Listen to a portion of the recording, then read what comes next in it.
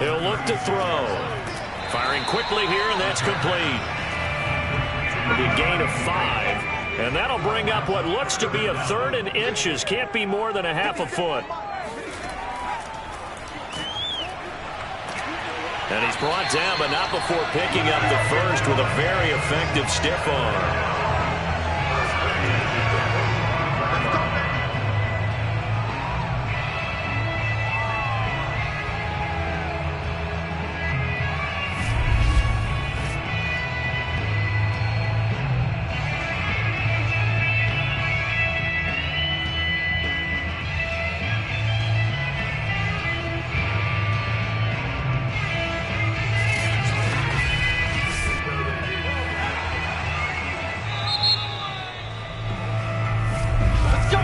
We're scoreless after 1.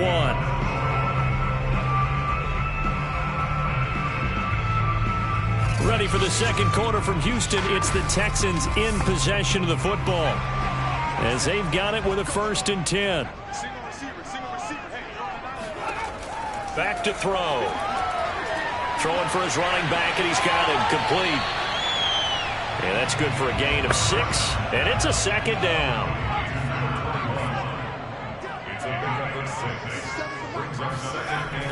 Here's a play fake as they set up to throw. And a quick throw here, that's complete. The Texans on 3rd down. They've hit 2 for 4 thus far. This time it's 3rd and 3.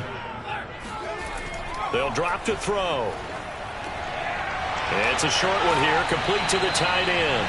Now he's going to be out of bounds, but not before he takes it inside the 40. He's certainly done a nice job spreading the field on this drive, and here he finds his big tight end for good yardage. And that's what you have to do. Keep defenses guessing about where you're going to go with the football.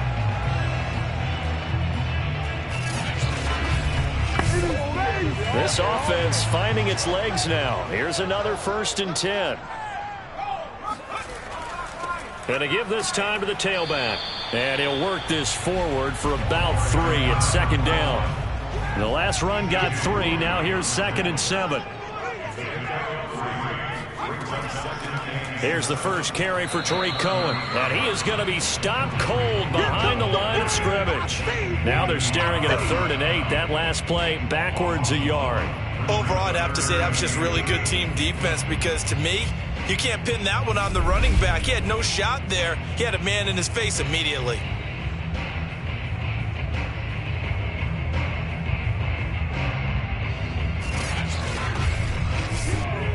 In search of 8 yards on 3rd down. They've already converted 2 of these on this drive, 2 for 2. They'll set up to throw. And this a leaping effort, but it's knocked away and incomplete.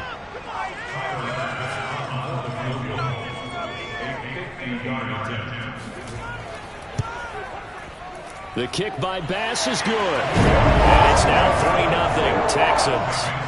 So 3 drives now for this offense, and that field goal gives them their first 3 points. So if you're an offensive coordinator and you're averaging a point a drive, you're in the wrong line of work, aren't you? You got to find a way to unlock the key to these defenses and put some big points on the board. And that'll carry over the back line of the end zone for a touchback. Michael Carter and the Jets offense ready to get back to work. They haven't been able to get him on track. They haven't been able to get this offense on track. No points so far. Maybe it's time to start doing a few different things. Throwing the ball a little bit, maybe featuring other people touching it for a while, and then you get a chance to come back to it when things have changed a little bit. They have to make an adjustment. There's still time for him here as we sit in the second quarter. And this will be a gain of 5 as he gets it to the 30. After the pickup of 5, here's 2nd and 5. They go play action now. Wilson. And this is caught. A spectacular one-handed grab there. And he'll be taken down, but not before they work it across midfield. That is one heck of a catch right there. Got his eye on it the whole way and able to make the grab one-handed. Very nicely done, and for a nice chunk of yardage, too.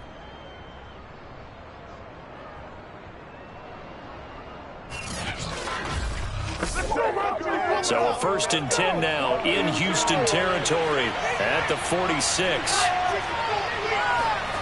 Now Wilson. He'll get this one complete to Davis. And he's got this down a yard or two shy of the 40 before he's out of bounds. A gain of 6 there on first.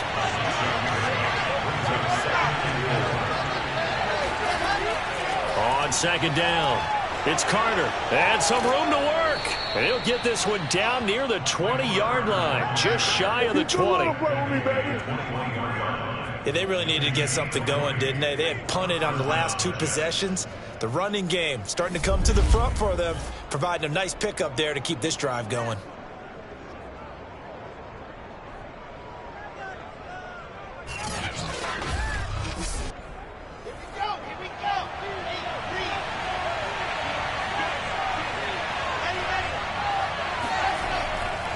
On first down, right back to Carter. Yeah, this will leave him a yard short. Nice pickup of 9 yards on first down. The previous run, good for 9. Here's second and a yard. Throwing is Wilson. He'll drop this underneath to Carter. And the Jets are going to be set up with a first and goal coming up as they get him down at the 6-yard line. They'll try and run for it on first and goal. And he's able to get it down to the 2-yard line. Give him 4 on the carry there at second and goal. Now it's Wilson. And this is going to result in losing yardage. They're driven back to the 8-yard line. So they'll wind up losing 5 yards on the play. And that is going to set up third and goal. Well, his completion percentage continues to rise with that one. But sometimes you want your completion percentage to go down. Maybe you should have thought about throwing that one away. I was just going to say, it is easier said than done, but that's where you maybe bury it at his feet and make sure he doesn't catch it. Great call right there. Put it near the receiver, no grounding, nothing like that. But no one gets a chance to pick it off either. On third and goal, Wilson. This is caught. A terrific job there to keep him out of the end zone. And now it'll be fourth and goal. So much about offense is what you call hidden yardage. You know, you throw the ball to someone, they catch it, and then they can make a big play. You know, they create a play, run after catch. They did a really nice job there of limiting that and keeping him from a first down. Yeah, stopped him in his tracks. The offense is staying out there. Here we go on fourth and goal from the 1. Going for it, it's Carter. And he's not going to get there. They tackle him at the 2. They stop him up short on fourth and goal from the 1. And this Texans defense comes up with a goal line stand. And they'll come out with a 3 tight end look on the first play of the drive. Now a handoff here to his running back. And he'll maneuver his way forward for about 4. Second and 6. The run got 4. Now they deal with a second and 6. From the gun, he'll hand this off. And he's going to take this up past the 10 to about the 11. The Texans on third down. They've hit it 50%, 3 of 6 to this point. They need just a yard here. It's 3rd and 1. Looking to throw. And he's got his man in stride, complete. And he is going to have a Texans first down as they're able to convert by plenty there on 3rd and 1. Got to say, I was a little surprised to see him, Charles, come out in the shotgun on 3rd and less than a yard. Yeah, but the way the NFL is nowadays, we hardly ever see anyone really run for it on short yardage. So they're going to throw the football more times than not. That was a nice, easy rhythm throw right there, and they pick up the first down. So from inside the 20, here's 1st and 10 at the 18. Back to throw here. The screen pass here to Cohen. A good rally to the football keeps him to only a yard, and it's 2nd down.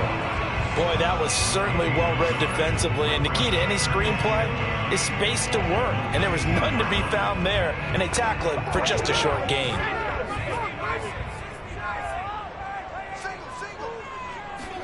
Second and 9 now.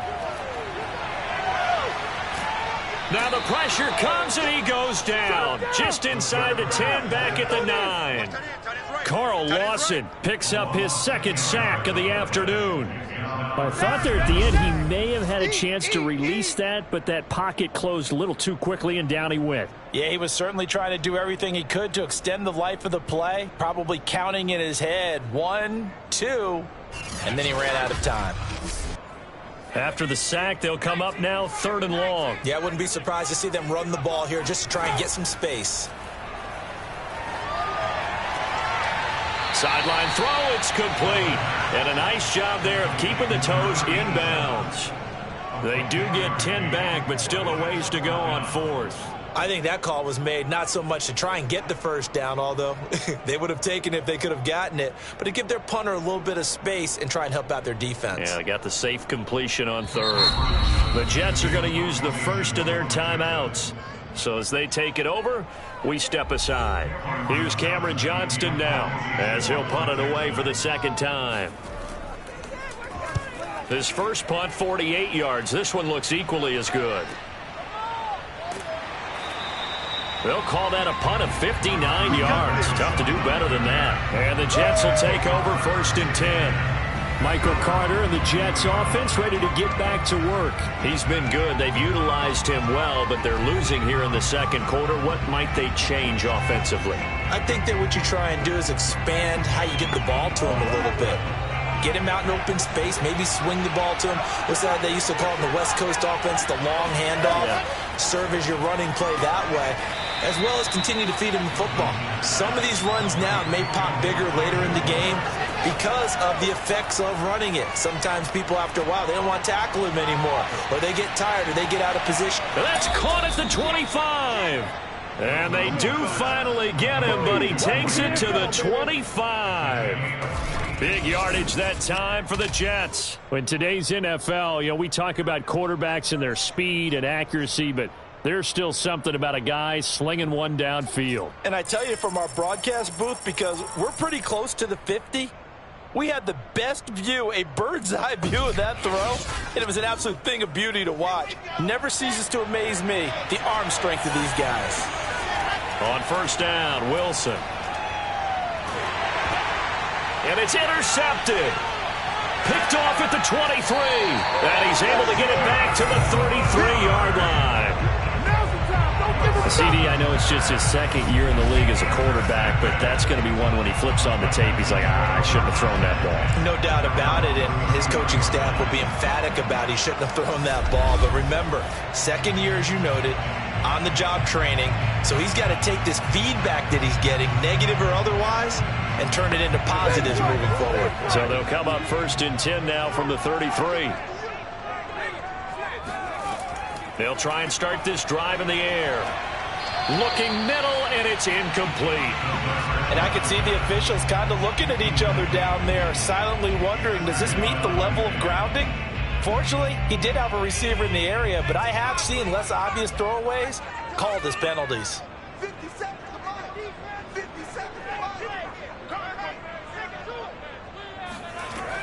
He'll try again with the arm here on 2nd down.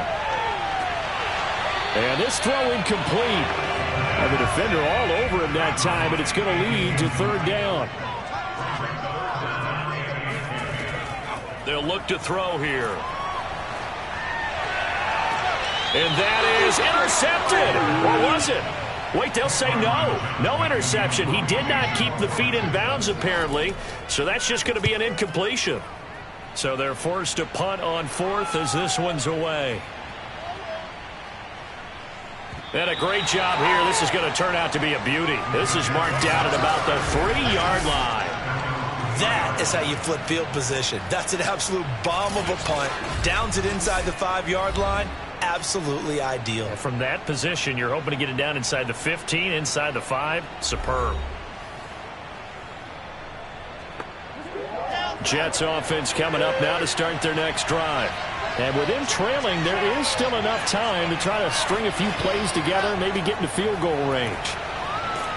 And an anxious moment or two there, but they do get him down. 59 yards rushing for him now as he's run it 11 times. I guess it's good we can't really read the mind of the defensive coordinator now, huh? Had him pinned back there deep, give up that run. Can't be happy. Yeah, whatever is in his mind right now, we probably couldn't say over the air.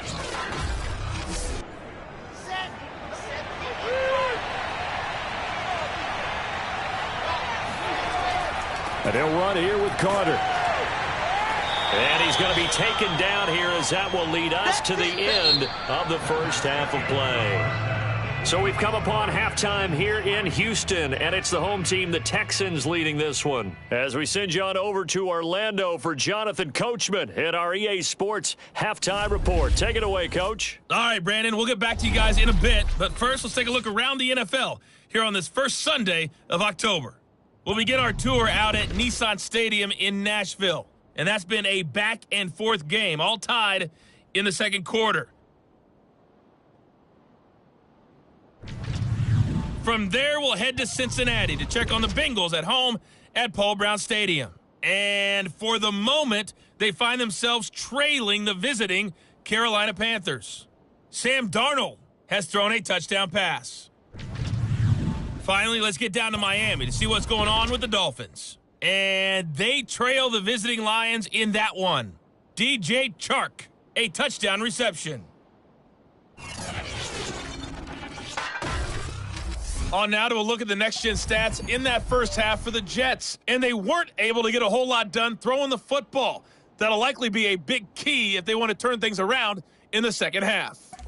Meanwhile, for the Texans, they did not have quite the same amount of success in the passing game that their counterparts did, as you get a look at the numbers there. Okay, Coach, adjustments likely going to play a big role in this third quarter in what's been a tight contest so far. And no fireworks to start the half. This will be a touchback. So here are the Texans to take over. They're on a 3-game winning streak, and right now looking good in this one as well.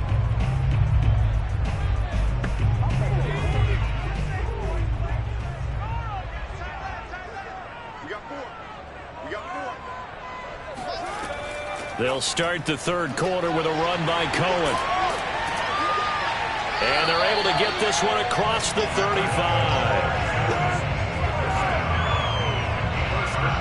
They've got the lead early here in the third quarter, and runs like that are how they establish that lead in the first half. I love the fact that you're using the word lead, because they are leading from the front, pounding on the defense right now with the running game, and truly establishing themselves here in the second half. So here's a 1st and 10 at the 38. He'll drop to throw. It's a short one here, complete to his tight end. A gain of 6 there on first. On second down now, it's Cohen. It'll only be a gain of a yard, and it sets up a 3rd down and 4 now.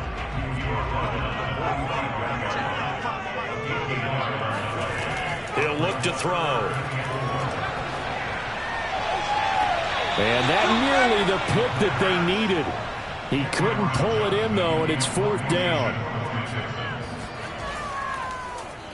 On is the punter, Johnston, now, as he sends this one away. Calls for the fair catch, makes the fair catch just inside the 15-yard line. 37 yards on the punt with no return. And the offense will come back out deep in their own territory.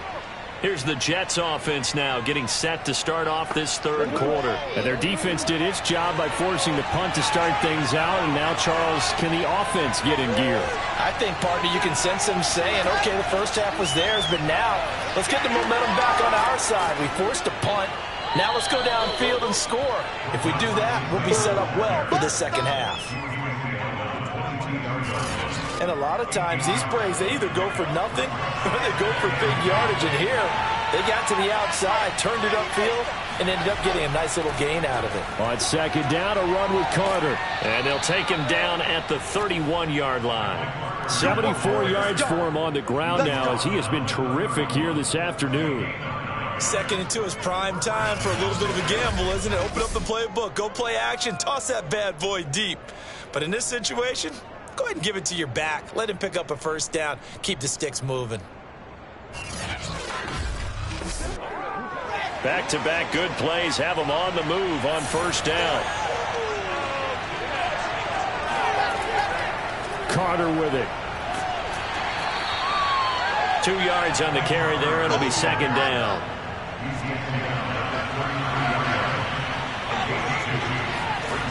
Now Wilson. And bringing it in, it's Davis. And he'll be taken down, but not before they work it across midfield.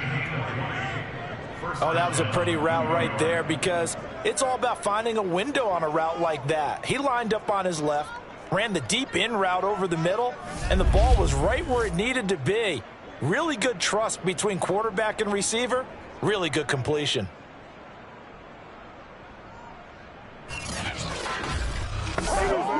Still in search of their first touchdown of the game, but they're on the move. 1st and 10.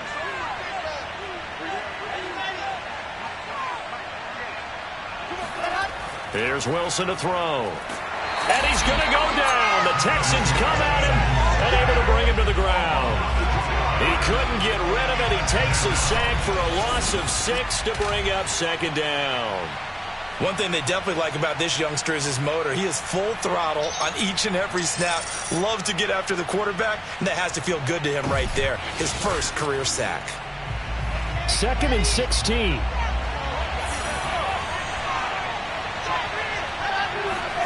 Another try after the first down sack. Wilson under pressure, and they got to him again. Jonathan Grenard, he's the one to get him, and that is sack number 7 for him on the year. Well, someone's closing in on the league lead in sacks. He came into the game in the top 5. Now you add 2 more to his total.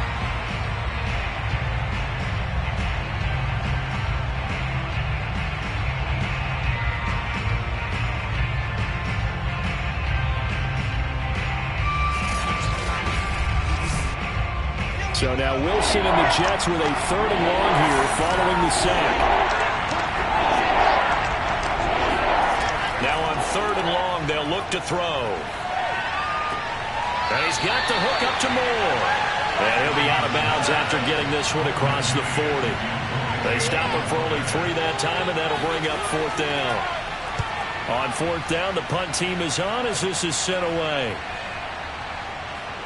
And did they keep it in? They did. They kept it in. It's down to close to the goal line at the 1-yard line. You rarely call your punter a weapon, but he certainly was there. How about that? Pinning him down at the 1-yard line and helping out the defense in a big way. I'm telling you what, if I'm a defensive coordinator, I might be thinking safety right now.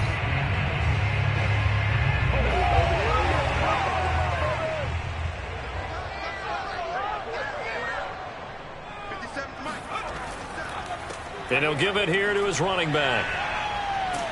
And the result here, a pickup of 8. Leaves him with 2 to go on 2nd down. 8 yards the gain on that last run. Here's 2nd and a couple. Now they try the right side here. Looking to find a lane, but he can't. Reined in at the line of scrimmage. Now as we look down, it appears we've got a Jet shaking up on the play. While the trainers take a look, we'll step aside.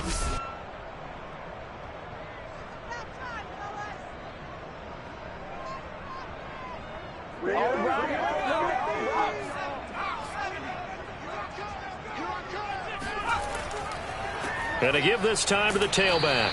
Well, this is going to depend on the spot, but it's not a very generous one. He looks to be about a yard or so short. Just a yard on the run there, and that's going to bring us to a 4th down. In the first half, he was held in check on the ground, but despite that lack of production, they still have the lead. Yeah, and they've got to feel fortunate about that. If they could actually get production from their lead horse, that would help open up this offense and widen this margin, too.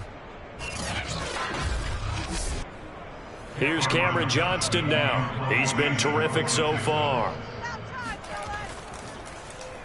And he deserves a bronze leg as he gets this one away. And no return on this one as the fair catch is signaled for and taken. They'll call that a 33-yard punt with no return. And the Jets will have a short field to work with as they take over 1st and 10. Back on offense, New York gets set to take over. And with the way this offense has played thus far, to be frank, they got to feel pretty grateful to be in the ball game. I would agree with you totally because they've done all of nothing offensively in this game, yet they still find themselves in a position on this drive where a touchdown can give them the lead. They need to take advantage of it. They're still looking for that first touchdown here in the third quarter. All they have so far, the field goal. 3 yards on that last carry. Here's 2nd and 7. Wilson. Open man is Uzomah. That catch good for 5. It's 3rd down.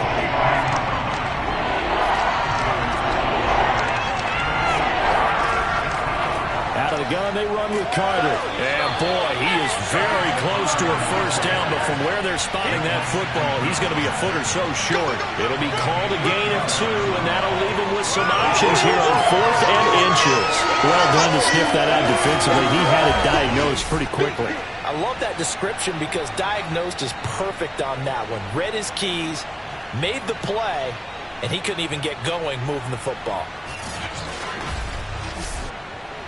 Field goal would have been a decent length at 55 yards. They keep the kicking unit on the sideline. They're going for it. Needing the tough yards, they run it with their fullback. And he's able to get the first before he's taken down at the 36.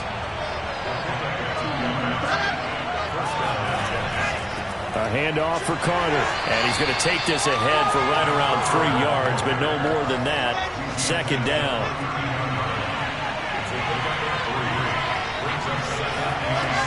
Another run on 2nd down with Carter. And they'll be inside the 25 now at the 24. 93 yards for him on the ground now on 18 carries. Nice job there finding room to maneuver, and he worked his way into another first down. And, look, they had great field position to start, but, boy, they've done a nice job taking advantage of it. Now they're just hoping to cap it off. Still in search of their first touchdown of the game, but they're on the move. 1st and 10. Shotgun snap and a give to Carter. Desmond King making the tackle.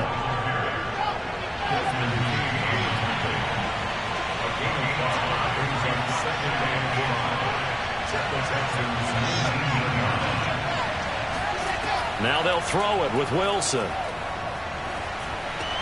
And he will find Davis. That's complete. A minimal gain there on the 8th play of the drive. This will be the 8th play of the drive here. 3rd and 4. Now it's Wilson. Throw left side complete. That's Wilson. And he is going to have a Jets first down, I do believe. Yes, he's got it by about a yard there on 3rd and 3. Would it be safe to say that as precise as routes are supposed to be run in the NFL, maybe they're not quite as precise in college ball? That's accurate, yeah. And I think we saw a college route in the NFL there. Just find the soft spot, find the dead zone, and find the first down. And that's what he just did. The last run got 9. That leaves him with 2nd and a yard. On the give, this is their fullback. And he's going to take it in for a Jets touchdown. It's the fullback with his first career NFL touchdown. And the Jets have taken the lead. Extra point good by Hopkins. And that makes it a 7-3 lead. A pretty long drive that time. 11 plays all told. And it results in a 4-yard touchdown run. And this will not be returnable. It's out of the back of the end zone for a touchback. Houston's offense already at the line, set to get going. These guys had to punt their last possession, and that's become too familiar of a refrain. Too many of these drives just wound up going nowhere. Well, you know how in baseball, when the pitcher gets a base hit and he's on base, they bring his jacket out to him to keep him warm? A lot of times the punter goes to the sideline, puts on sweatpants or a wrap over his leg to keep it warm. He might need a massage from the trainer right now from all the work he's getting. Well, they had the run for no gain. Now they'll try again from the 25 on 2nd and 10. They're going to look to throw. That's complete to John Ross. And he gets this one just shy of the 40, down at the 39. And here we are in the 4th quarter, partner. We watch them drive for what would be a go-ahead touchdown. And you and I both know this is where you need a quarterback who can keep his cool back there. Not just for himself, but to keep the rest of the team relaxed too. So from the 39 now, they'll come up on a 1st and 10. Off the play fake, he'll look to throw. Throw left side, complete to Ross. And take this to the other side of midfield before going out of bounds. I know many people like to throw to the tight end, maybe in a little flexed out position because he creates mismatches with his size. But slot receivers do the same thing with their quickness, their speed, and their route running savvy. And that is caught on the right sideline, but out of bounds, says the line judge. The throw took him a little too far. It's 2nd down. Now a handoff here to his running back. And the trend continues here in the 4th like it was in the 1st, 2nd, and 3rd. He's had nowhere to run. And you're probably thinking to yourself, why do they keep feeding him the football? Well, they trust him first and foremost. They do believe that over time he might actually pop one of these runs. But bottom line is he takes care of the ball well for them, so they'll keep handing it to him. The completion good for only 6, and that'll bring up 4th. One thing I think that's safe to say defensively, the tackling's been really good. And because of that, it's been very, very hard for them to move the ball because you're not getting the benefits of run after catch. They're tackling them almost on the spot. That means you have to run extra plays, harder to move it. 1 score down. Here we go. They're going to go for it here on 4th down. It's a short one here, complete to the tight end. And he'll take this into the end zone. Now, hold on here. We do have a flag down. So let's see what this is about.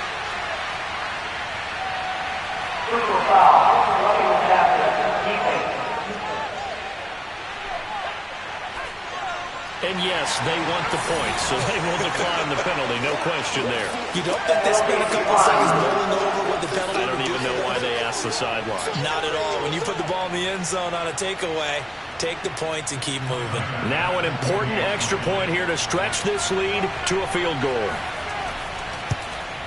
He's got it, and this is indeed up to a 3-point lead. So that drives 7 plays in length, and it results in the Texans finding the end zone. After the touchdown, Bass to kick it away.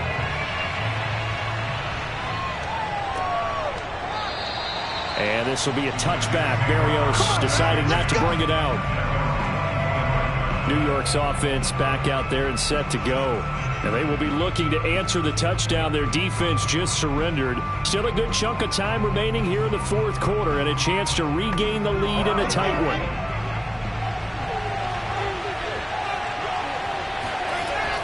Now Carter to start the drive. And not much to speak of. Call it a 1-yard gain up to the 26. Here's 2nd and 9, just a yard on that last run. Here's Wilson. Got an open man. That's C.J. Uzomah. He'll be dropped after a gain of about 6 across the 30 to the 31.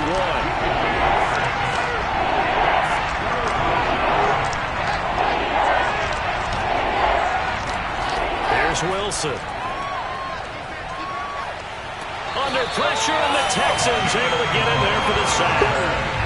Jonathan Grenard make that now 8 sacks for him on the season. Well, here's what happened, mobility sometimes can work against you as a quarterback. He thinks he can retreat and outrun the pressure. But that time, they zeroed in on him and took him down for a big loss, partner. A really big loss.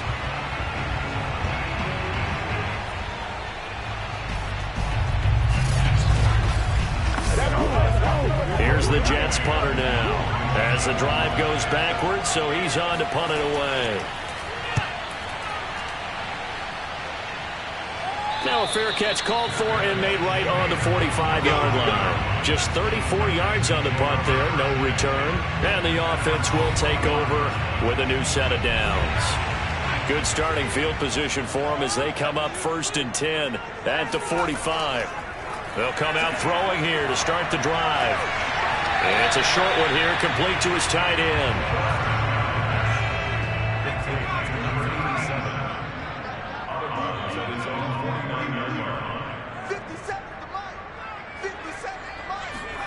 Second and 5. Got a man, and he hits him in stride. Well, that That should be a reminder defensively, and I think it's a reminder to myself because you just can't sell out to stop the run. There's still enough time that this offense can move the football through the air, even on first and second downs, and they obviously picked the right spot. Oh, no, he lost the football.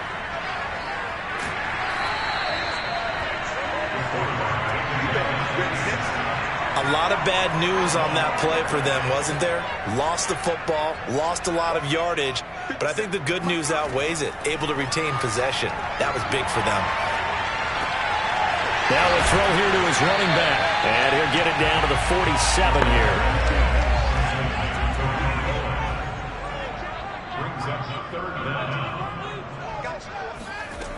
He'll look to throw. That is caught by Cohen. Good contain, no gain on the screen, and it'll bring up 4th down. As a defense, you're more balanced when you're in zone coverage because you're able to keep your eyes on the quarterback and see the play develop in front of you. You're able to keep the quick pass in front of them and stop it right at the line of scrimmage. And this won't get there. Won't be on line either. It's no good. Off to the right, and this score will stay right where it is. Maybe an important 4th quarter miss as this stays a 3-point game. Yeah, now overtime is very much in the equation here. Just what you mentioned, a 3-point game. They get a drive, put it through the posts. We could have some free football, couldn't we? On second down, it's Carter, and they will only muster a yard here to the 38. 3rd down, trying to get a little bit closer. From here, the field goal would be 55 yards. Carter once more, and they're going to mark him down short, maybe by about a yard, if that. He needed 3, he got 2. Now that'll set up an interesting situation here on 4th and a yard. And this kick is not going to get there. It's short and no good. A 4th quarter miss like that, there's no lonelier feeling than that kicker right now. As we all know, a lot of these games, they come down to special teams. And when that chance comes, you have to perform in order to help your team get over the top. Could have tied it. Instead, they remain down 3. Now a throw to the end zone on 1st down, but it winds up incomplete. After the incomplete pass, here now is 2nd and 10.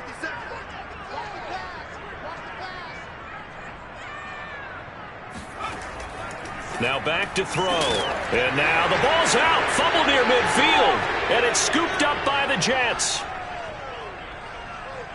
And he takes it to the house. It's a fumble recovery for a Jet touchdown. And a big turning point here in the second half, Charles, after that play. All you're trying to do is change momentum, flip things around for your team. You're just trying to take the ball away. But how about when you take it away and score? That really changes things.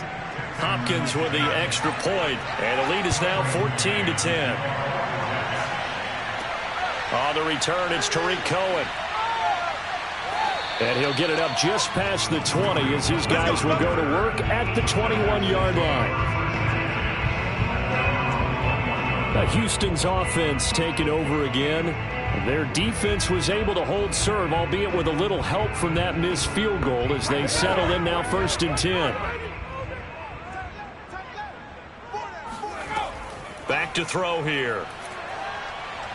Fighting to stay upright. And a big loss here as he's taken down. Quinnen Williams. Excellent job on that play. A big loss. 18 yards.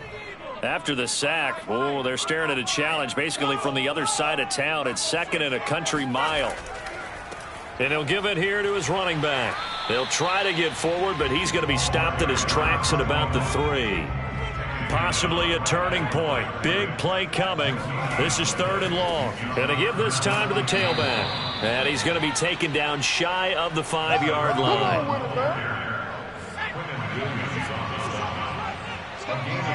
4th quarter, down to the final 2 minutes, and we've got a 1-score game.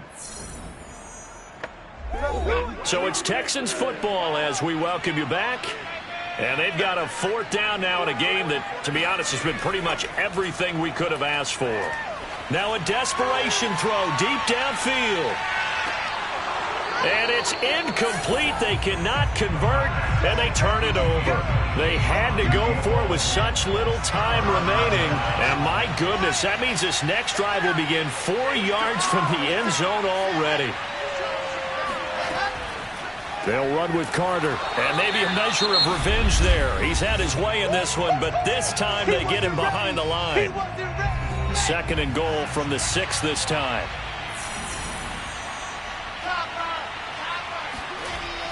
One more time with Carter. And he's going to be brought down by the face mask. Here come the flags. This is going to get him a first down. Man, they got to let him play. Wow.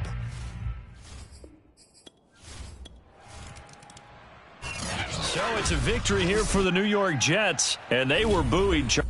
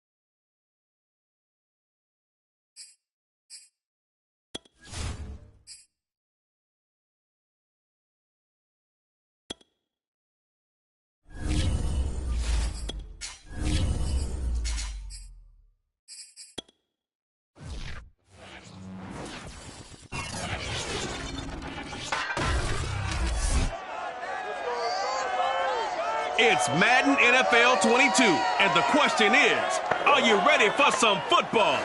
It's the Texans and the Chargers coming up next.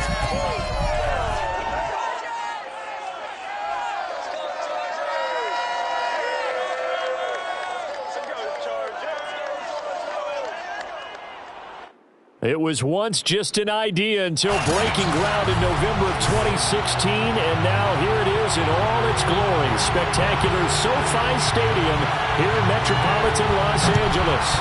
Today we're set for a good AFC matchup between the Houston Texans and the Los Angeles Chargers. And he'll be tackled just shy of the 25. So out come the Texans for their opening drive.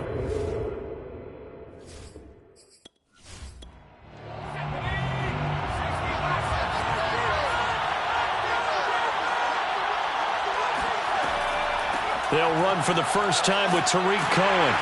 And he'll fight forward to about the 27-yard line.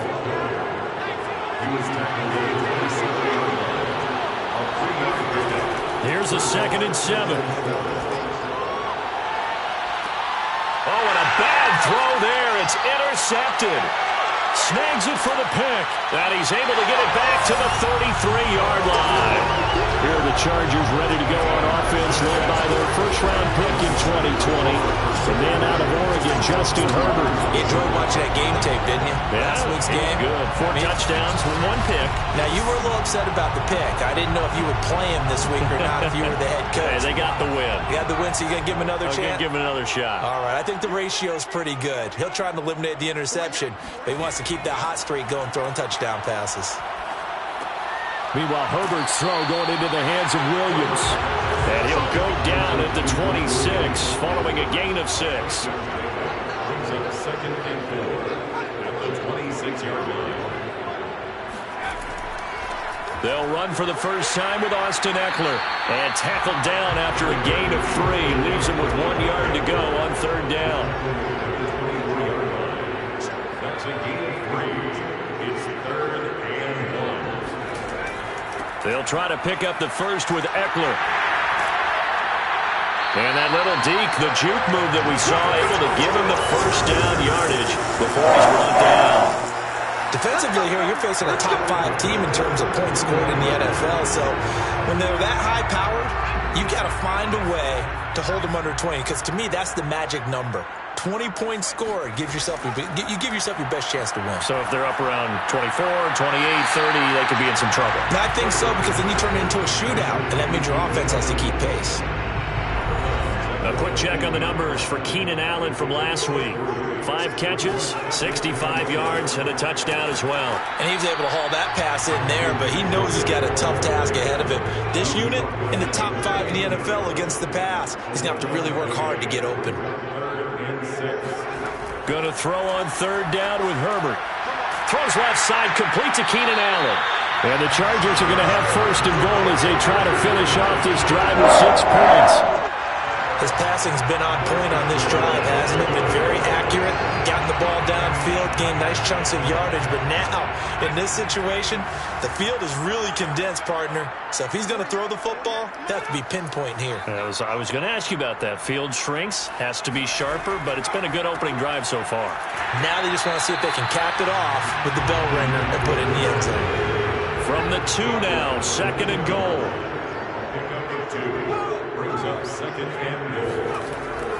Eckler again. And this is not going to do it as he stopped at the 2-yard line. Now, they'd really like to make the short field pay off. We'll see if they can, but this is 3rd and goal. And this will be caught in the end zone for a Chargers touchdown. Eric Ebron, his 4th touchdown on the year. And the Chargers have taken a first-quarter lead. And the QB rating right now is sky high. 4 for 4 on that opening drive, and it ends with a touchdown pass. Yeah, I don't know quite how to figure it out. I think I need my friends from MIT to come in and help me. I think 158.3 is the number one. Yeah, that's right. That's the highest you can get. That's where he is. He'd like to continue on that pace. From a couple yards deep, he'll bring it out of the end zone. And he will be brought down here inside the 20. Good coverage as he's dropped at the 17. Here again comes the captain of this offense, leading his crew back out there now. And he'll look to rebound from the early interception that led to 6 points the other way.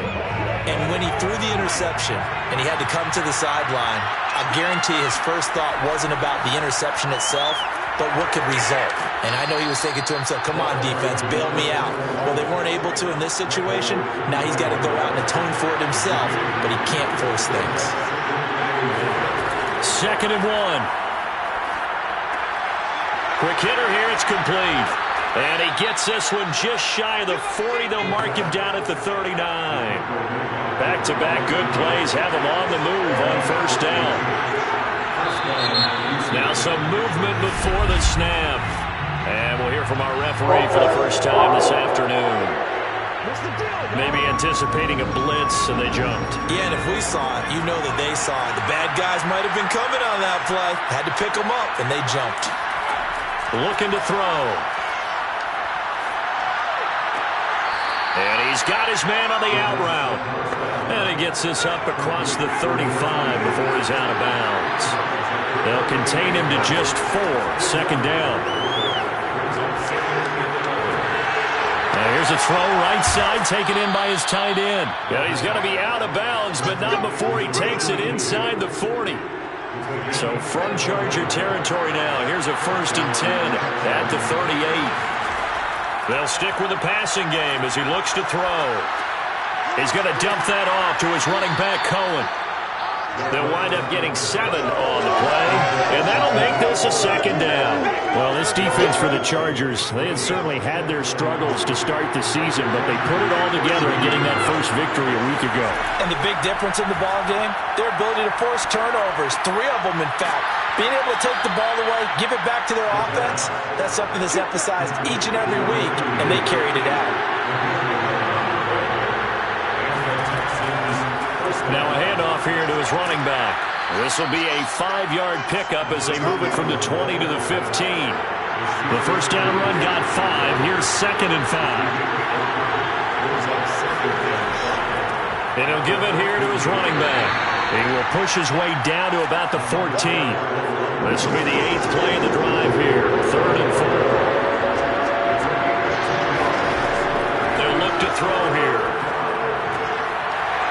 quickly here, and that's complete.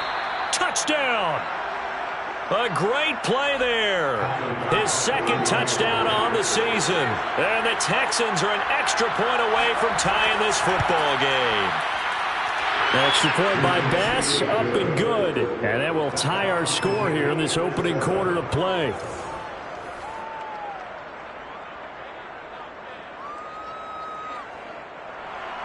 So all even at 7 now as they kick it away.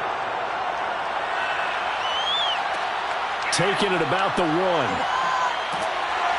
And no chance to get away as they'll get him down at about the 17-yard line. The attention shifts back to Justin Herbert and the Chargers offense. And he had the touchdown on the last drive, also 4 for 4. Very, very effective. What does he need to do to translate that forward into this drive? Not think that what he saw in coverages last time is exactly what he's going to get again. He's got to play ahead and start thinking to himself, okay, we just did that. What are they going to take away now? What do we go to as a counter? And continue to encourage his offensive line to continue to give him time. They were really good on the last drive. 4 yards remain for second down.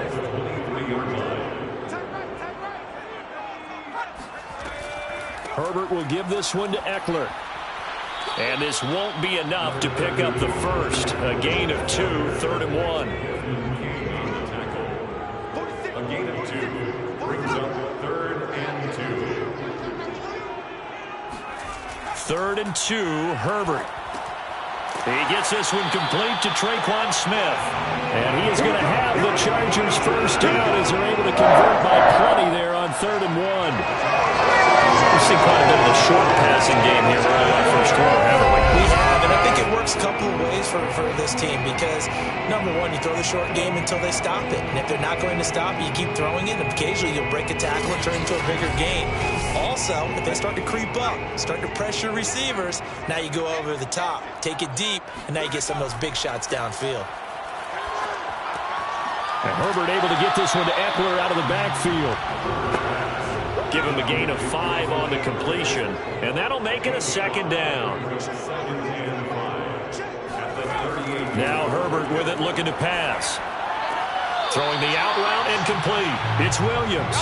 And he'll be out of bounds after getting this one across the 40. 4 yards on the completion, and it sets up a 3rd down. Timing is everything, and they work on this cut all the time. They work on all the timing patterns, and this time it paid off for them.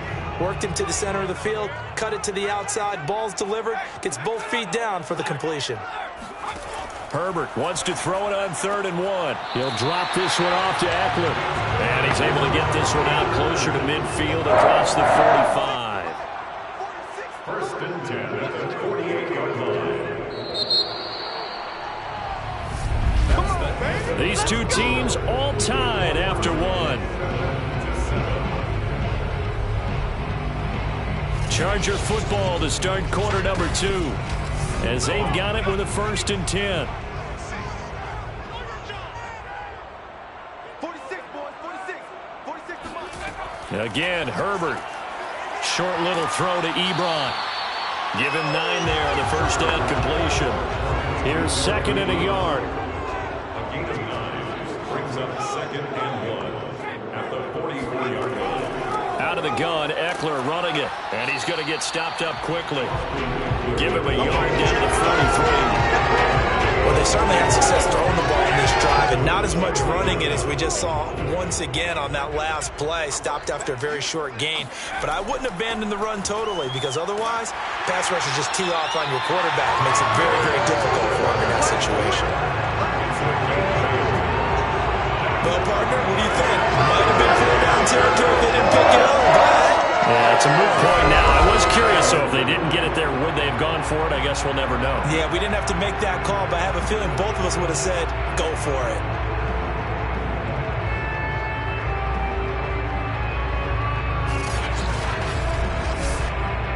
Ball up to the 35 now as they come up on 1st and 10. They'll run out of the gun with Eckler. And he'll be taken down at the 34. Here's 2nd and 9. A gain of 8 brings up 2nd and 9. Herbert. Short little throw to Ebron. And he's going to be taken down with another first down as the stop's made at the Texans' 19. When you get a big tight end like this, sometimes it takes more than one man to bring him down. Oftentimes, your best bet, just jump on and hold on and wait for your teammates to arrive to help get him on the ground.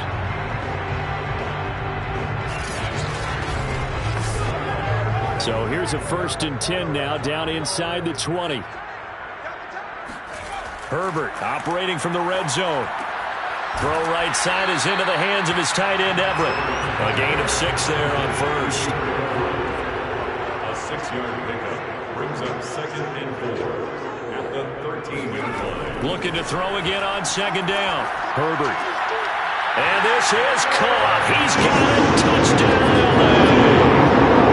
Eric Ebron with his 2nd touchdown here in this first half. And the Chargers have taken the lead. Now he's having a nice little first half for your partner. And it's a first half that leaves us anticipating what can still come. I mean, 2 touchdowns already here through the 2nd quarter. There could be plenty more before this game is over. Lambo to add on the extra point. And he's got it. It's now a 14-7 ball game. So that one a 13-play drive in total. And it winds up with a touchdown for Los Angeles. Out is the kickoff unit as they run up and send this one away. From a yard or 2 deep, here comes a return. And only able to get this to the 19, so probably should have opted for the touchback. Here comes the field general leading his offense back out there for the next possession. He's had a solid start to this game, but bottom line is they're losing, so he doesn't care about his stats. He just wants to right the ship on the scoreboard. He wants to actually increase his stats because he feels like if he does, that means things will get better for his team, maybe get him back into the ball game or into the lead. In these situations, I remember playing with a quarterback once where he actually ran out onto the field first ahead of everyone else just to say, guys, let's go. Try and create that energy, create that spark. Well, so far he has 1 touchdown, 1 interception. He'll be looking for that 2nd touchdown now. And he goes out right around the 39. A good pickup there. 8 yards on the first down completion. Oh, that's into double coverage and intercepted. Devondre Campbell, the linebacker, picks it. And a terrific return as he takes this thing all the way down near the 20-yard line. 2nd interception for him now here in this first half. And you got to think he's a rookie, Charles. How much does confidence start to become a factor? I think that's a great question because that's what they're going to check on when he gets to the sidelines. The coach is going to check on it. His teammates are going to check on it because when you haven't done it before, it's not something that's part of you. You got to see how you're going to react. Let's see how he bounces back. Yeah, because 2 interceptions for him in college and a half. I mean, that just didn't happen. Running on first down, Eckler. Now the ball comes loose, and the Texans scoop it. And his guys are going to take over at the 21-yard line. He has been a workhorse for them in this game, and ball security hasn't been an issue until that point. Yeah, and let's face it, when he's going to carry the ball that many times, he becomes more and more of a target for the defense, knowing that he's going to be the primary guy. They'll just send more and more players towards him, trying to make sure they knock the ball free. And now out comes Houston. And following the interception, just any interception, are you a little bit more cautious when you start that next drive, or no, you just throw that out the window?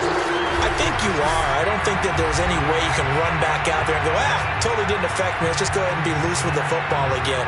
You're going to take care of it, but you have to be careful about being too cautious because now you can't run any offense at all. Still want to attack. We'll see how they attack him here.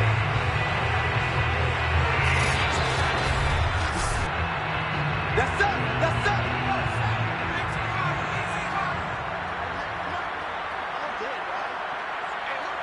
So that challenge, a successful one. Herbert's throw there complete to Allen. And the Chargers are going to be set up with a 1st and goal here as the tackle made at the 9. And remember, this drive started off following the turnover, and they've taken no time working their way down the short field. A nice connection there, and now they're looking at a 1st and goal.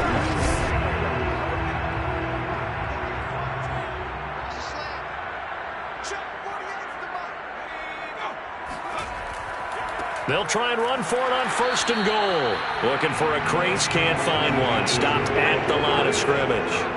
They'll say no gain on the play, and it'll be 2nd and goal. Here's Herbert. Quick hitter here, it's complete. Touchdown, Chargers! Mike Williams, his 5th touchdown now on the year. And the Chargers are going to add on to their lead. Point after by Lambo, up and good. And it's now 21-7. So they only needed 3 plays on that drive. And it ends with the Chargers getting into the end zone.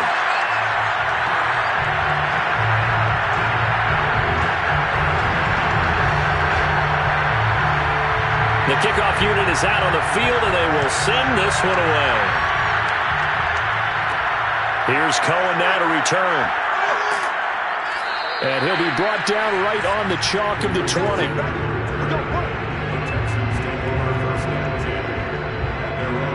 Out comes the Houston offense as they get set to take over here.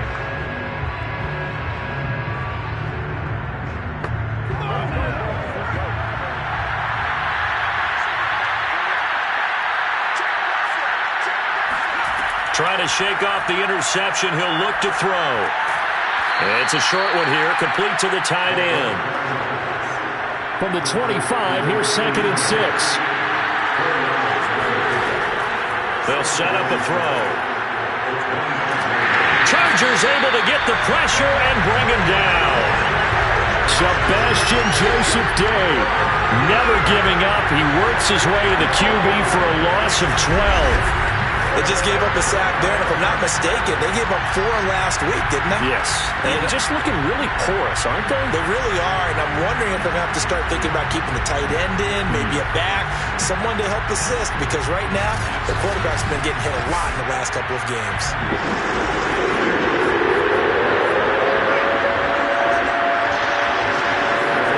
Now on 3rd and long, they'll look to throw. Sideline throw, it's complete. And a nice job there of keeping the toes inbounds. They get 7 there, but it brings up 4th. People worry about throwing the out route because often it can get jumped, and that can turn into either an incompletion or an interception. But not on that one. Everything came together, and he catches it and goes over the sideline.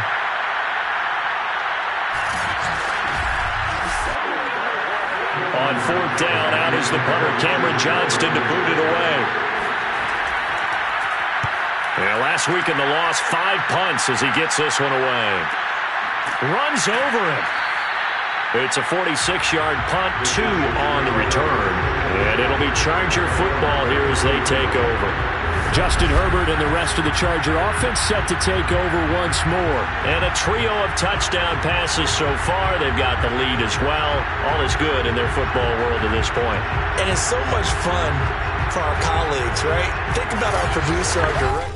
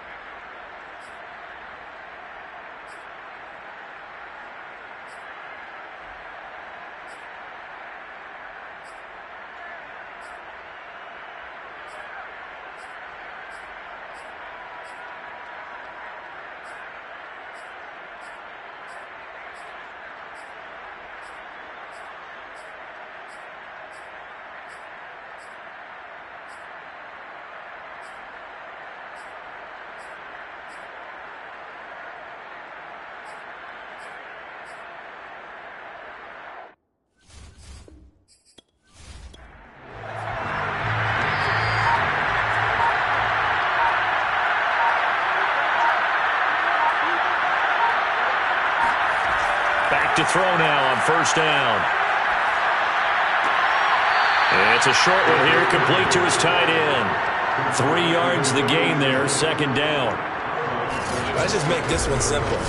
Could he be any more open than he was on that play? Yeah, they lost him going to the outside. Hard to believe because you go through your accounting on each and every defensive snap. Who's got who, what defense you're in. That was totally a blown coverage.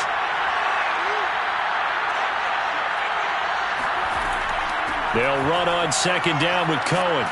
And he'll be dropped at the 23 after a pickup of about 4. They're trying to keep the drive going. This will be play number 8. It's 3rd and 2. Again, it's Cohen. And he's going to have a first down here as he gets this one to the 17-yard line. Let's go. Do this. I'm okay with the call there. In fact, I actually like it. I know they're down a couple of scores, but the running game worked in that situation. I would continue to go in that direction.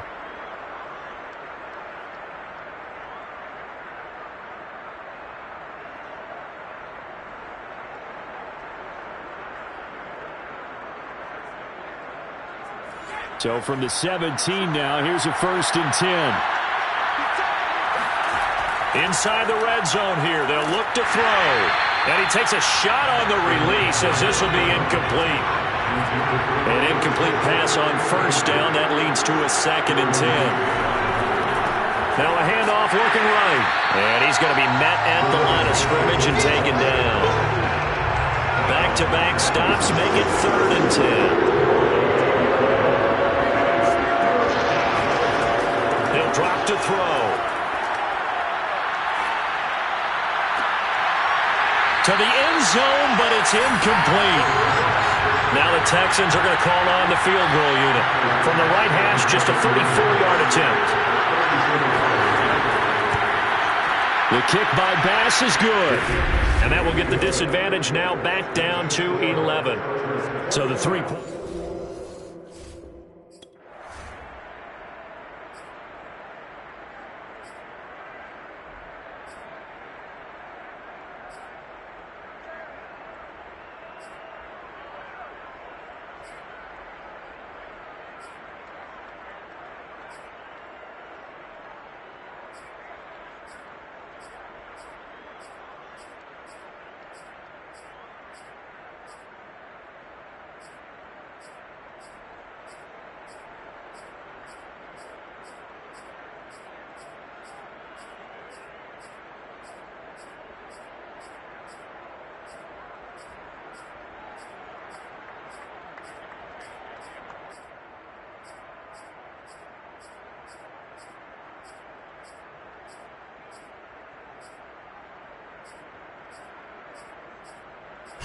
So this one's over. It's in the win column for the LA Chargers.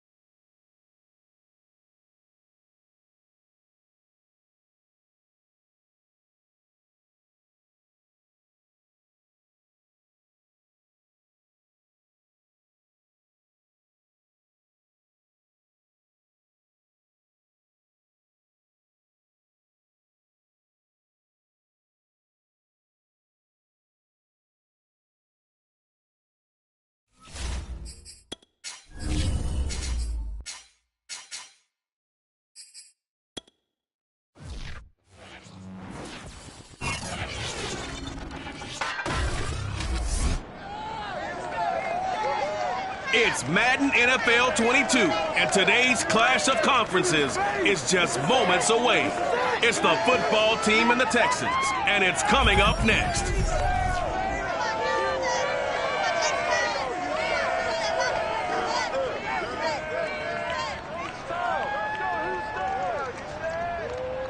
On a wonderful fall afternoon in the state of Texas, the roof is open, and we've got football from NRG Stadium in Houston. They do it big here in Houston, and a second ago it was a Texas-sized welcome for their hometown guys. They're fired up and ready to go as they get set to match up with the Washington football team.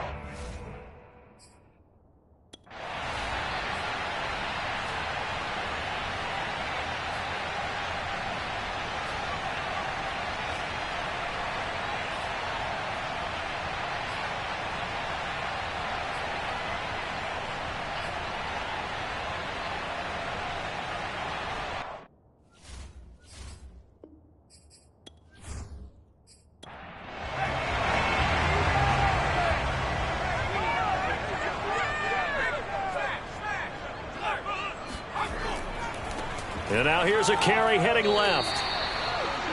The numbers for him from a week ago, 12 carries, 51 yards. I can't remember the last time we did a game and a coach didn't talk about establishing the run first.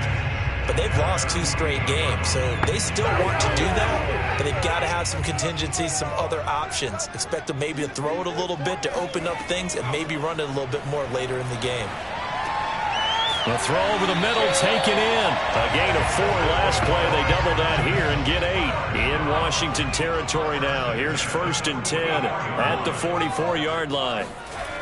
A play-action fake. They'll look to throw. Oh, he's got a man wide open, complete. And he goes down, but not before getting this inside the 25.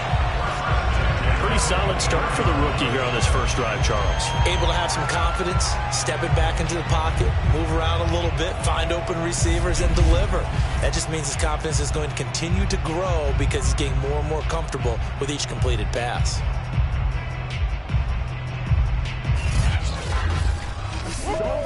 Clock rolling as we hit the midway point of this first quarter. Now a handoff as they run left side. Heck of a broken tackle, but only able to work this down near the 23. Just a yard on the first down carry, so it's 2nd and 9. Vision and speed, two of the attributes that you might say are important for a free safety, and we saw both in evidence there. And sometimes all of your best laid plans of play design, your X's and O's, they can't always account for individual effort defensively. And this was one of those times. Just a terrific play to hustle over there and get the running back to the ground.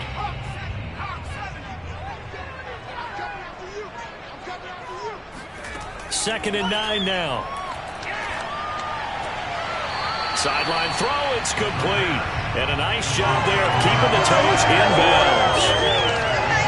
I tell you what, CD, this Washington defense, very strong in the victory last week. I have to admit, I was extremely impressed by what I saw on tape because they stayed in the face of the quarterback the entire game, ended up getting 4 sacks total, and made it difficult for him to step up and find receivers downfield. Also made it hard for him to escape the pocket and run. The kick by Bass is good. And it's now 3-0 Texans. Able to move the ball on that drive. Yes, just 3 points, but 4 first downs were in there. Yeah, and you can look at it and feel pretty good.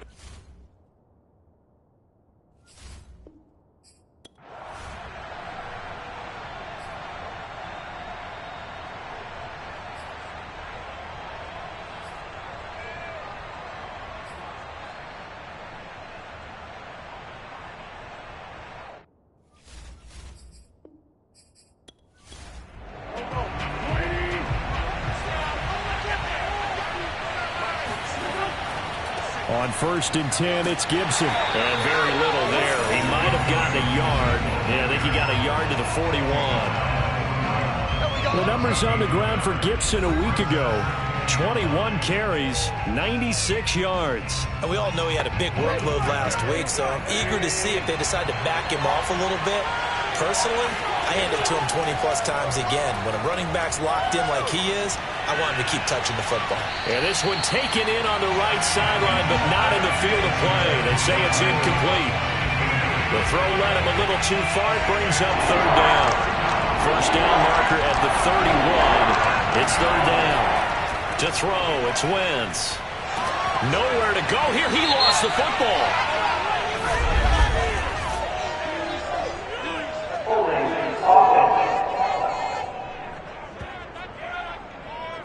So instead of giving them another 3rd down, they'll decline it, brings up 4. Now that's smart football right there. You don't even have to really spend a lot of time considering it. Just know that you're probably going to get the ball back. Good job declining that penalty. So as it turns out, that sack doesn't wind up costing them, Charles. They at least get points, get 3 of them. Yeah, that's where your kicker can really come to your...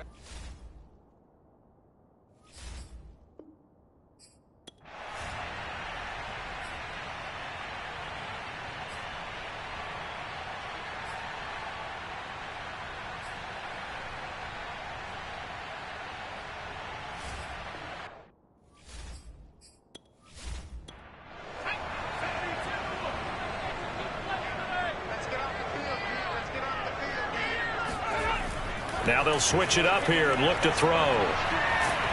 And the Washington pressure gets to him. He will go down. The DN, Jonathan Allen, making sure his presence is felt. These two teams all tied after 1. Ready for the second quarter from Houston. It's the Texans in possession of the football. They'll look to throw as they've got it facing a 2nd and long situation. And he is out of bounds, but not before he's inside the 30. A big play that time on the catch and run. There's no doubt in my mind that not many guys in this league have had the impact that he's had here in the first half of the season. He's been a big play guy from the word go and continues to be one with another one right there.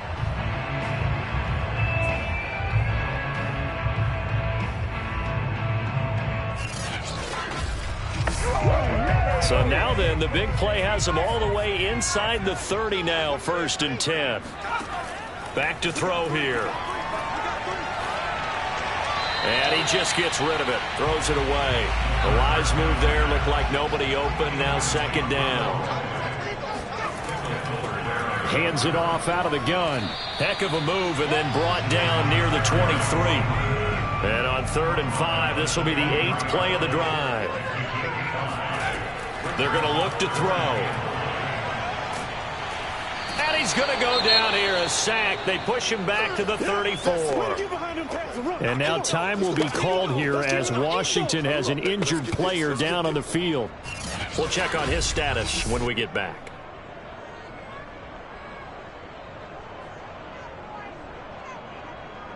So out comes the field goal team now for the second time here today. On the right hash, officially this will be a 51-yard attempt. The kick by Bass is good. And they will take the lead here in this battle of field goals. It's 6-3. So we're trading first-half field goals. No breakthrough on the touchdown front. We've got a 6-3 game. Yeah, and I know so many people look at a game through offensive eyes, right? They want to see how the game's played that way. You know how I'm going to view it, right? The defenses, to me, have responded well in this game. Like what I'm seeing from them, both of them hoping to keep it to field goals and not give up big touchdowns. Now we get another look at Washington on offense. They've shown...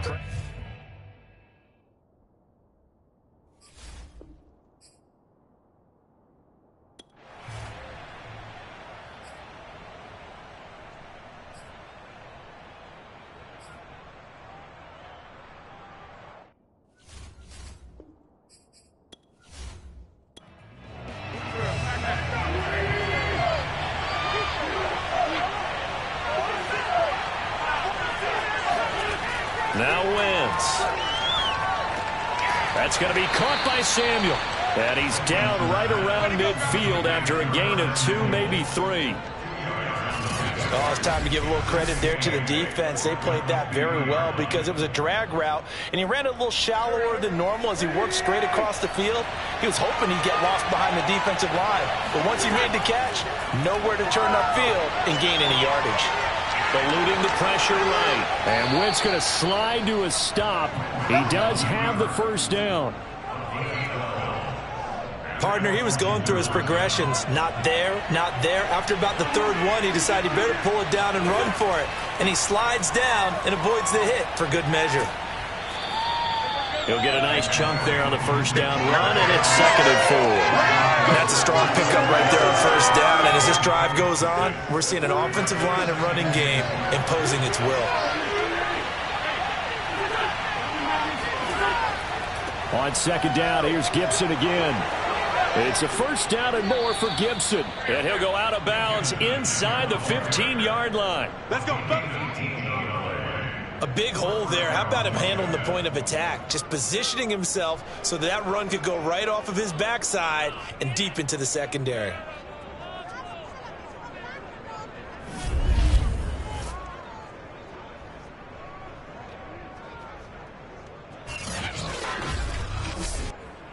Washington with their first trip to the red zone thus far. It's 1st and 10 at the 14. Throwing is Wentz. And he's got his man in stride, complete. 5 yards on the catch there, brings up 2nd down.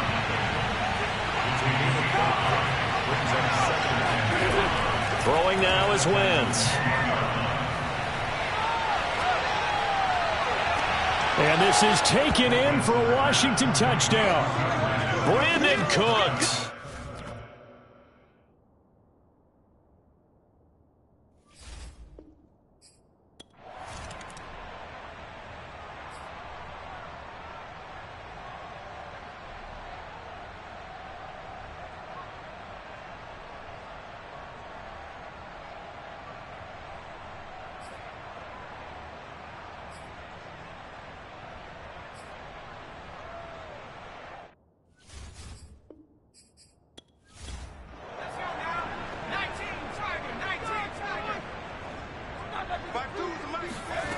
They'll look to throw here on first down. All right, rifles one, and that's going to be intercepted. Picked off by Cameron Curl. And he will bring this one back. It is a pick 6 for a Washington touchdown. It goes without saying, but I'm going to say it anyway. That's a ball he would like to have back, and it lands right in the lap of the defender from there. He doesn't have very far to go before he gets to the end zone, and he got there in a hurry.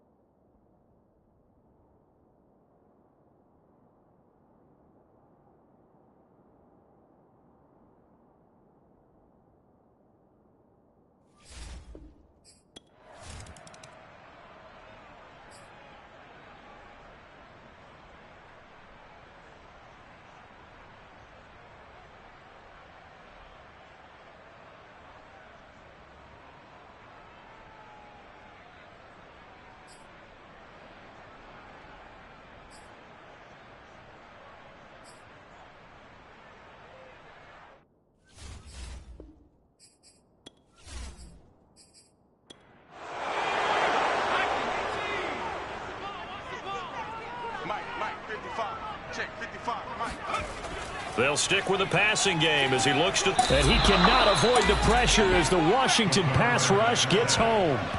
Jonathan Allen able to get in there for his second sack of the afternoon.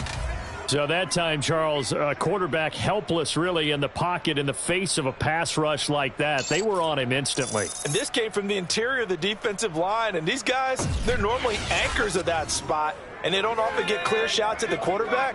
But in this case, he got past the center and the guard in no time and got there to make the play. He finds Ross, right side, it's complete.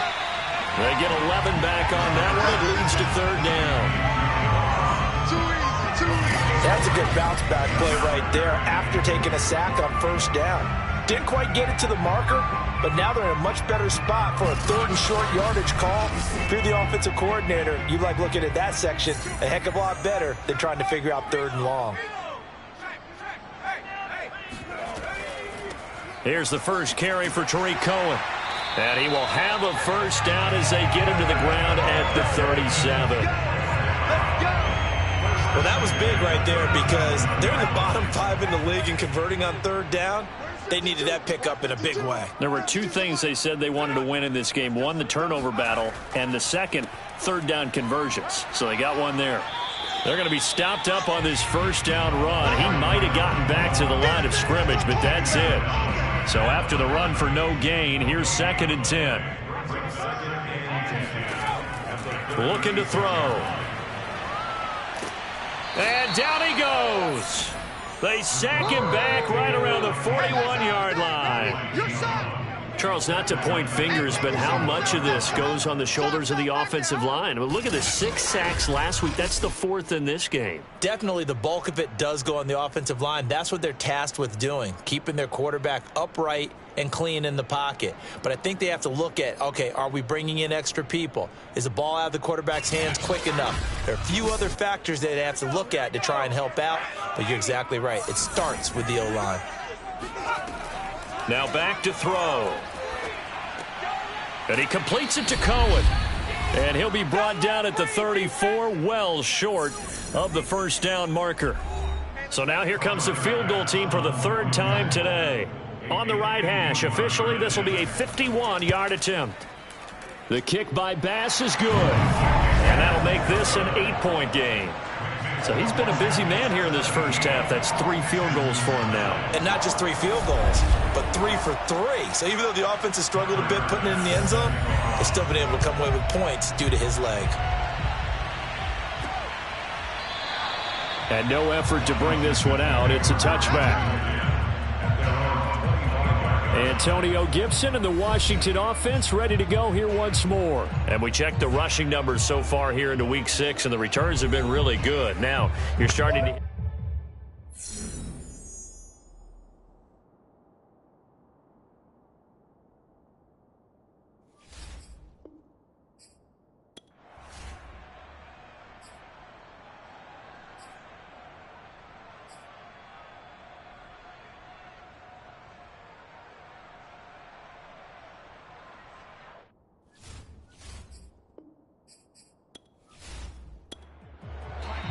And Washington now going to use the first of their 3 timeouts as they'll stop it with just over a minute to go before halftime.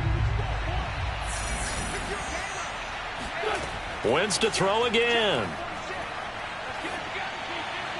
And an incomplete pass. That'll stop the clock here with just under a minute to play in half number 1. On 2nd and 10, Wentz.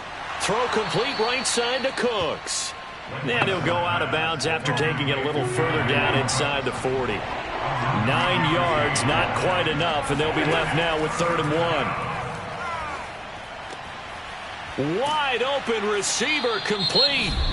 Now Washington going to use the 2nd of their 3 timeouts as the clock stops here with 46 seconds remaining in the first half. From the red zone now, Wentz. Into heavy traffic, and it's intercepted. Picked off by Anthony Brown. And the Texans are going to take over at their own 13-yard line. So this is something we didn't see at all from this offense in the victory last week. That's a turnover. They didn't have any, but giving the ball away here in the opening quarter. I love the surprise in your voice because it's exactly what you stated. Didn't see it last week, but it's a key to their win. And it'll be a key to this game as well, protecting the football. Didn't get it done there. The Texans with the football here late in this first half. And they've got a little under 40 seconds to go if they want to try to put something together here.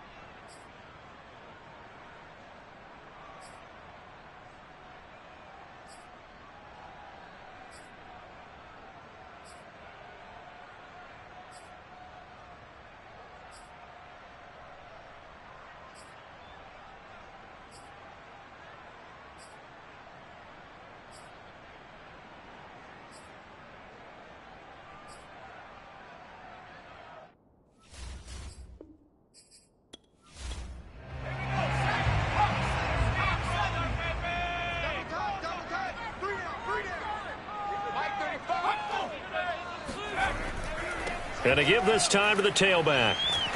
And they'll get him down after a pickup of 8, 2nd and 2. 8 yards the tally on that first down run. Here's 2nd and 2. Now a handoff here to his running back. And he'll go down here at the 35-yard line. Ball up to the 35 now as they come up on 1st and 10. They'll look to throw here. It's a short one here, complete to the tight end. And brought down, but not before they're inside the 25.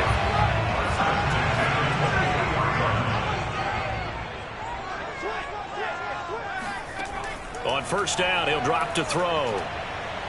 Pressure applied, and he's going to be taken down. They sack him back at the 33-yard line.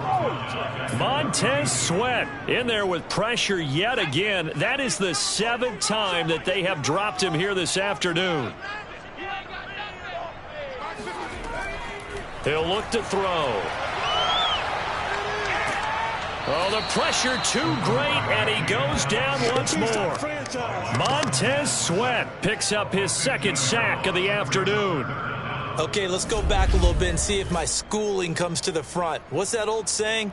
Those who forget the lessons of history are doomed to repeat them. That's the same guy who's gotten back-to-back sacks. I think a double team may be in order. Need something from deep in the bag of tricks here after 1st and 2nd down went backwards. It's 3rd and very long. They'll drop to throw. Going deep downfield for Ross. And this throw will be intercepted. Picked by Kendall Fuller. And he's able to get it back to right around the 27. Deep.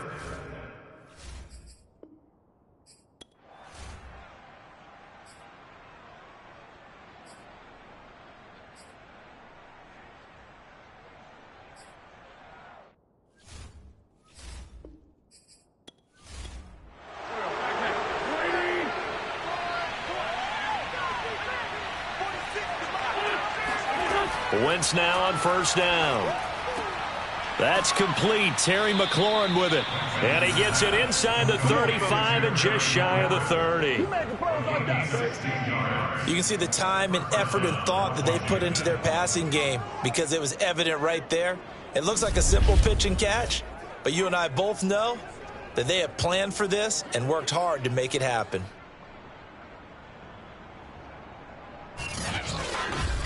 Come on, guys, let's go!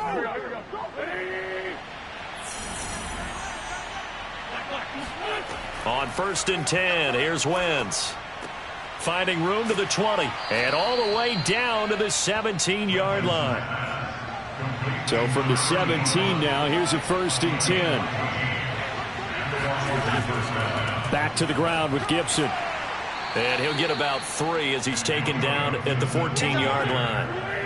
Final minute now of the 3rd quarter.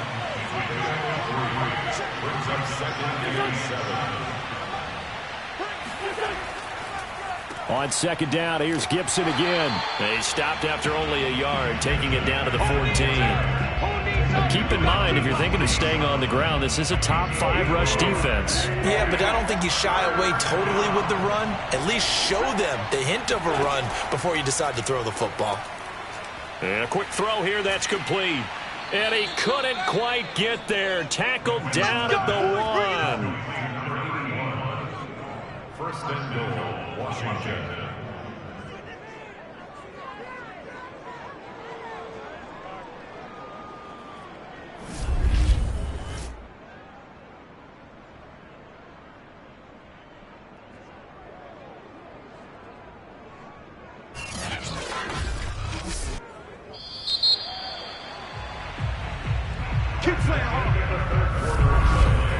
And as they come to the line, they will not be able to get off another play as time has run out on this third quarter.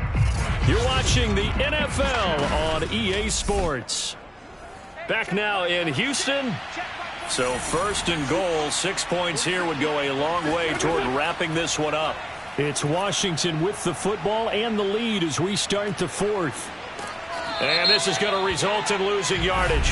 They're driven back to the 8-yard line.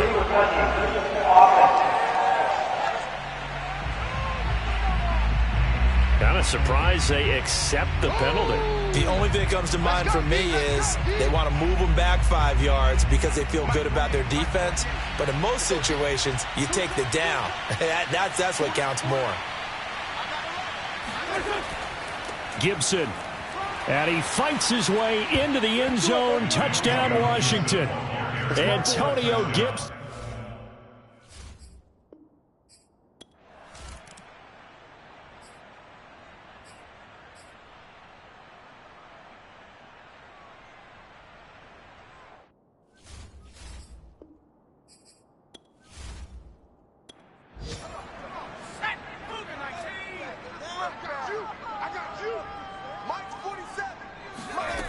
They'll look to throw again.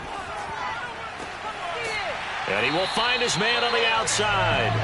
And he'll be taken down, but not before he works it past the 50.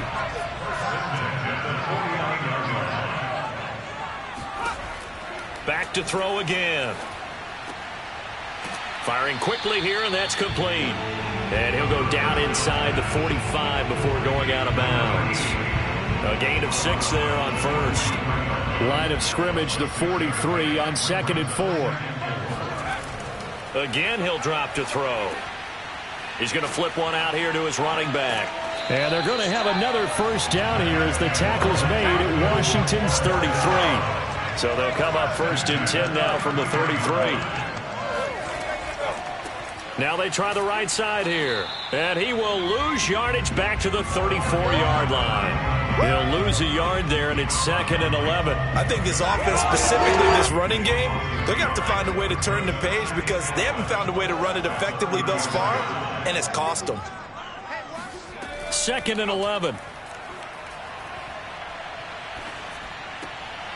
Going right side here, and that's complete. They'll get 9 there as that sets him up better for third down. And he'll give it here to his running back. And he will have a first down at about the 21-yard line. Now, yes, a 2-possession game, but a good chunk of time on the clock, so they have the ability still there to run it on 2nd and short, but maybe they need to pick it up a bit. You're right. They did pick up the first down there, but they, as you mentioned, they have to pick up the pace now because it's a 2-possession game. They've got to get there twice to make sure they have a chance to win. Tackle made by Chase Young. And as a defensive end, getting off the ball quickly, swarming to the football, making a tackle, that's what we saw right there. Yeah, that's what their job is, and really a lot of the time they have to throttle back a little bit in the run game because you know those defensive ends. And he's going to be intercepted for the 3rd time thus far. William Jackson with a pick, and he's going to return it to the 21-yard line. Certainly not what he was.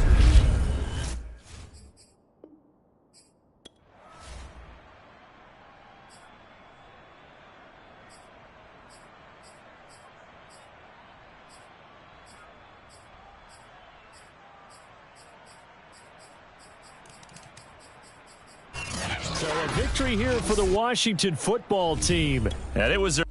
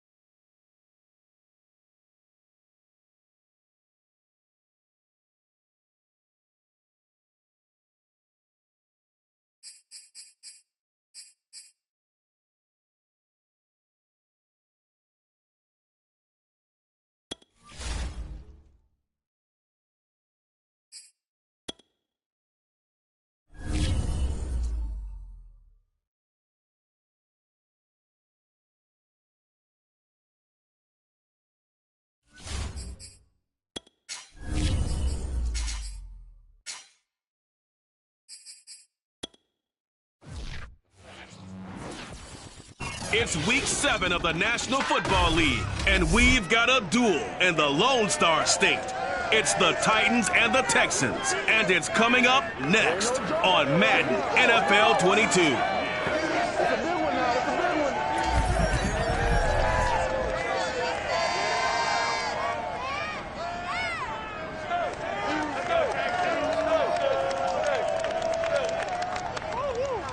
On a wonderful fall afternoon in the state of Texas, the roof is open, and we've got football from NRG Stadium in Houston.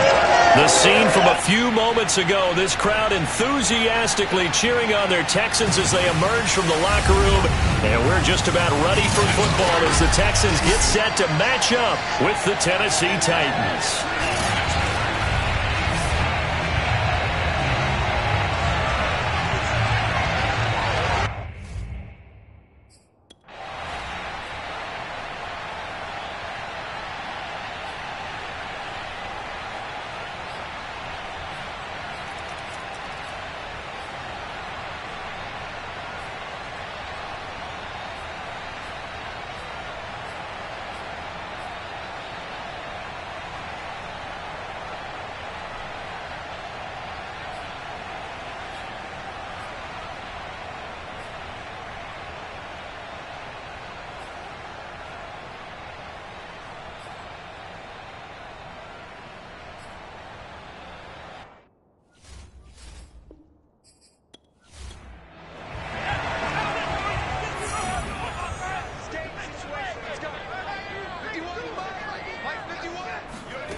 Now on first down, he'll drop to throw it.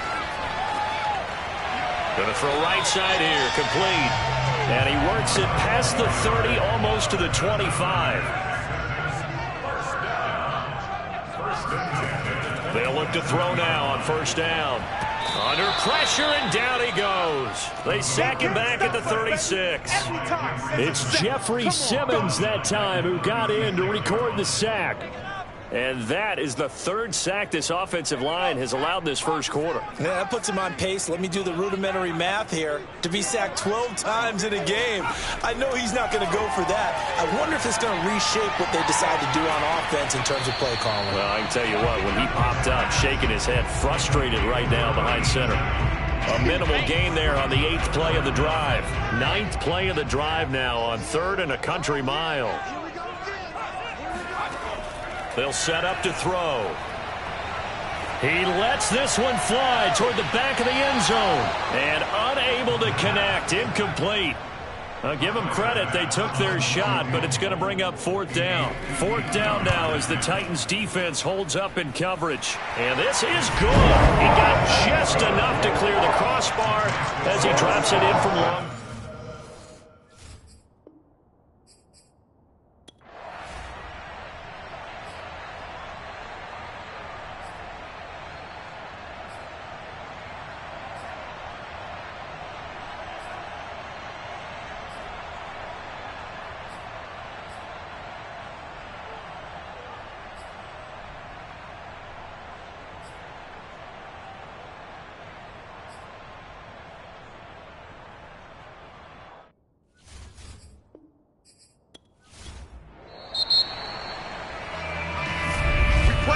After 7-3 the score on EA Sports. Second quarter now, Titans in possession of the football as they've got it with a 1st and 10. Tannehill going to turn and give this to Henry. And no room that time, getting it to about the 46. 2nd and 9.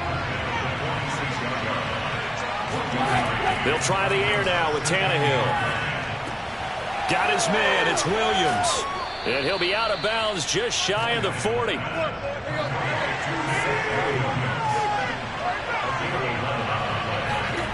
On first down, it's Tannehill.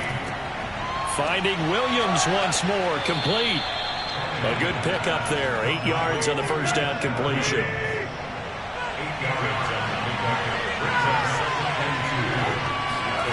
To throw again on 2nd down. Tannehill. And he's going to go down. The Texans come at him and able to bring him to the ground. He'll go in the books as a 7-yard loss on the sack. And it's 3rd down. Well, that takes to start to have a good drive. Quite like a big loss on a sack, does it? Now they're looking at a 3rd and long, and suddenly the momentum shifted to the other side of the football. And Old Mo is a very, very fickle man. He's airing it out for Williams. Well, he tries to force it in, and it's intercepted. Picked off inside the 10. And a big turnover there as his guys will get the...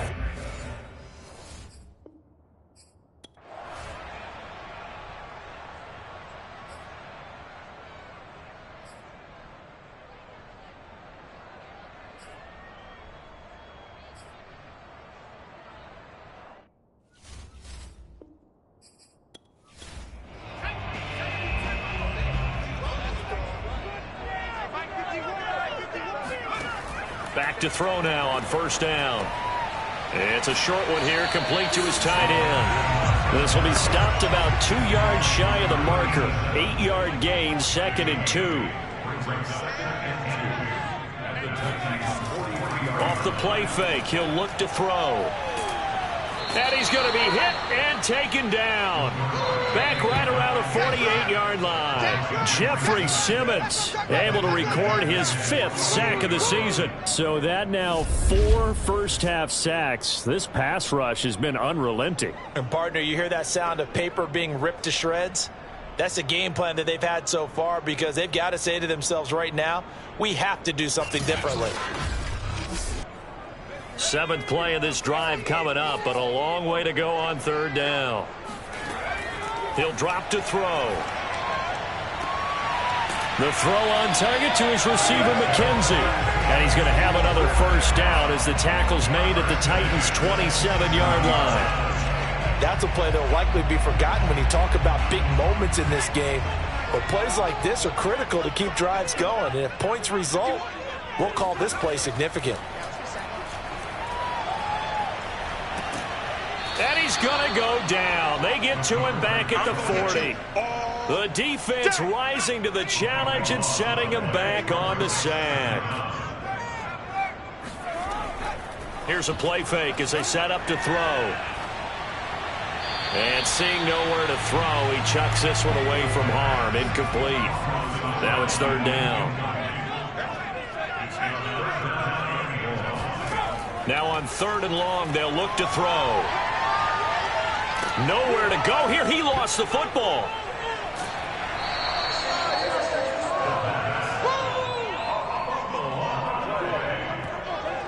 We always hear a lot of veterans on the defensive side of the football. They talk about smelling blood in the water, putting pressure on a rookie. They got to him there to force it free, but couldn't recover it. And you mentioned the pressure. Rookie quarterback, you're going to bring more pressure at him at all times because you don't know how he's going to hold up.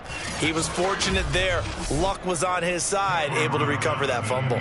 Here's Cameron Johnston now as he's on to punt for Houston. He's been a busy man here in this 1st half as he gets it away. And a bit of a mistake there. This is well into the end zone for a touchback.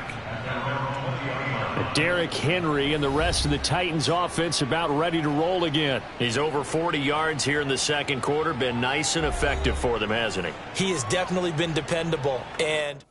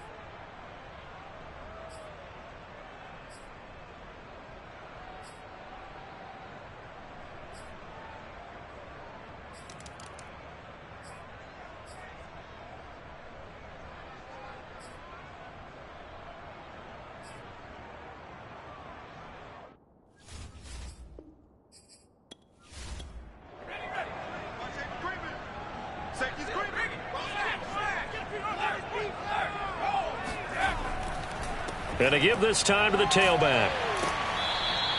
41 yards rushing for him now to this point. The last run got 6. Now 2nd and 4. Now they'll switch it up here and look to throw. And he's just going to get rid of this thing. To no one here. He throws it away. And now it's 3rd. He'll look to throw. That's complete to John Ross. And he is going to have the Texans first down, and he was able to get it by play. A gain of 8 on 3rd and 3. As an unbiased observer, I think it would have been interesting to see what they would have done if they hadn't gotten the first down there. But since they did, I guess the point is moot. And they're right there in that middle ground, field goal range, punt, go for it. But as you said, they picked it up. Still in search of their first touchdown of the game, but they're on the move. 1st and 10. Now a handoff here to his running back. And brought down, but not before they're inside the 25.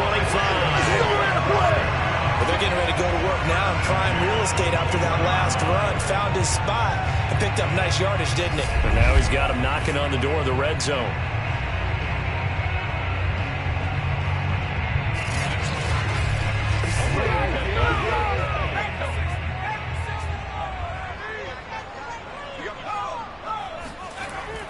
Right back to him on 1st down. And a short gain here down to the 22. The tackle that time by Zach Cunningham. 2nd and 9 now. Quick hitter here. It's complete. And he'll go out of bounds in the red zone just inside the 20. 4 yards on the completion, and it sets up a 3rd down. Not a big window to throw. Coverage wasn't too bad there. Yeah, they had him under wraps pretty well, but somehow able to muscle his way open and catch the ball. They'll break the huddle and come up on the 9th play of this drive, needing 5 yards on 3rd down. Looking to throw.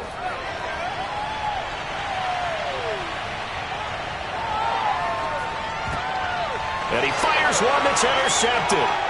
Picked off at the 12, and he returns it here to his own 18-yard line. Come on, let's go.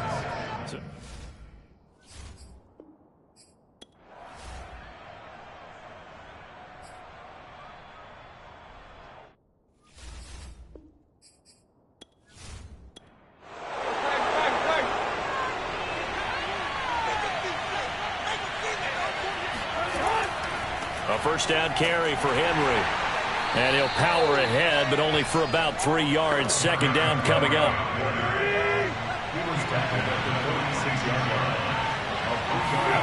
On 2nd and 7, Tannehill. And finding the tight end, Hooper. When the offense reads blitz, doesn't matter where it's coming from, tight ends know that they become a big part of the passing game because they should be an easy outlet when all those extra bodies are trying to get to the quarterback. A hot route, so to speak. Henry will get it. He's been busy today. And he is met in his tracks behind the line of scrimmage. 2 yards the loss, 2nd and 12. With his size, he's a tough man to bring down, but they do a nice job there stopping his progress and not allowing him to get back to the line of scrimmage.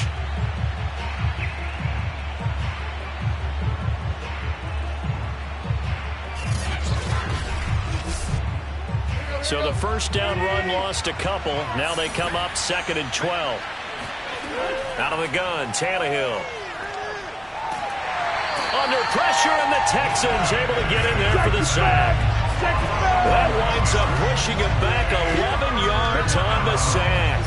And that'll bring up 3rd.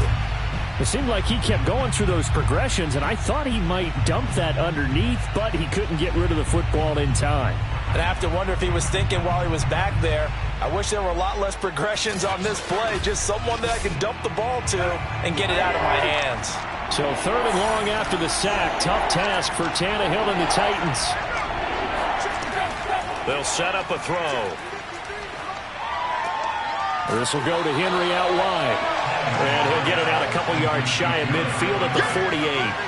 They do get 7 out of that, but not enough to prevent a 4th down. How about that strategy there, Brandon? 3rd down. They just said, we've got faith in our tacklers. We'll give you the short stuff, and just decided to protect the sticks.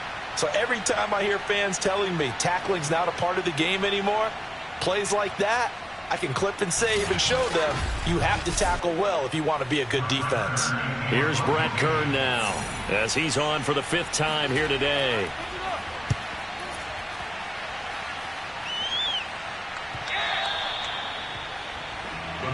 Let's go!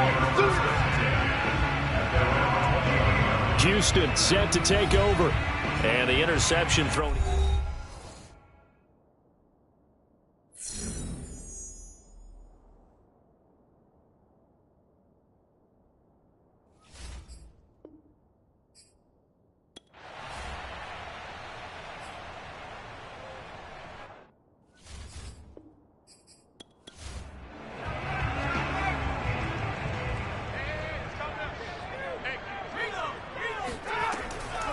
From the gun, they'll try to run it. Nifty move. And they'll work this down to the 40-yard line. Tackled there. 70 yards rushing for him in the ball game now on 14 carries. Absolutely love the run right there. This guy's known for his quickness, but also for his speed. And he's able to get to the second level almost before you blink if you give him any type of blocking. Always talk about slot receivers, and they're usually known as quicker than fast. In this case, we've got a guy who's quick and fast, and he used it to great advantage. Still in search of their first touchdown of the game, but they're on the move. 1st and 10.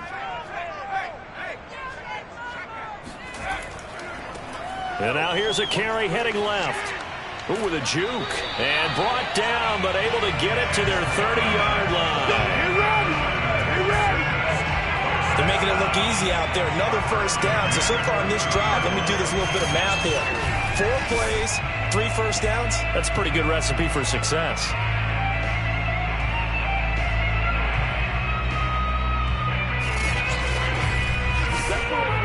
So 1st and 10 now from the 30.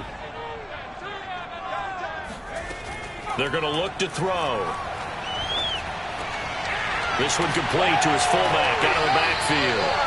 And inside the 20 before he's brought down. It's another 10 yards on that one and another first down. Well, this has certainly been a nice drive with the way they've spread the football around. Here, they even get the fullback involved in the passing game. That's got to cause a lot of consternation on the defensive side. You've got to cover him, too. That makes things really difficult. So here's a 1st and 10 now down inside the 20. From the red zone now, they'll look to throw. Got a man open, it's Ross. And he will reach the 8-yard line before going out.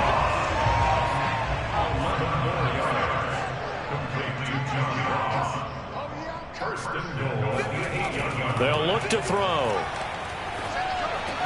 And he's got it. Touchdown, Texans. John Ross, his 3rd touchdown now on the year. And the Texans are able to cut into this deficit here in the final minute of the 3rd. Solid response that time by a young quarterback. Last drive, interception. This drive, the touchdown pass. I like how you described it, solid, because you don't get extra kudos for bouncing back if you're going to be a big-time quarterback. You're supposed to do that. But at the same time, when you're a rookie, that's not guaranteed, is it? Sometimes they hang their heads and they go in the tank a little bit. Not in this case. Bounced back, took his team.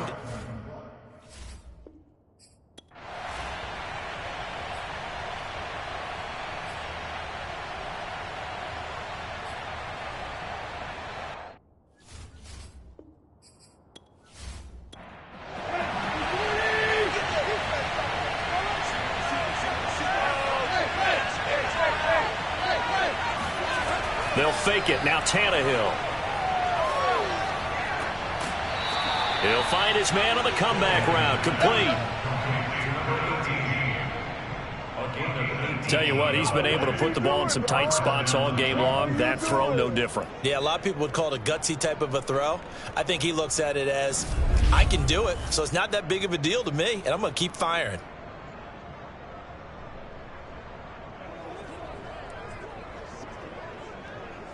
So a 1st and 10 now in Houston territory at the 45-yard line. Back to throw, Tannehill. Then he's got the hook up here. It's Woods. And that's good for a pickup of 10 yards. And that'll make it 2nd and a foot or so. These guys are running offense like you drive. The pedal is down, stomped down. How about that? Back-to-back completions. They are rolling. So much for being conservative and running that football. First down and much more for Henry. And into the end zone for a Tennessee touchdown. Well, I tell you what, when you get a running back who can move like that in the open field, that's something to take advantage of, and they certainly did there. And first and foremost, this is all about vision. He can see the play developing right in front of him, and once he's past the line of scrimmage and got a full head of steam behind him, he's just going to keep right on going. McCrane on for the extra point.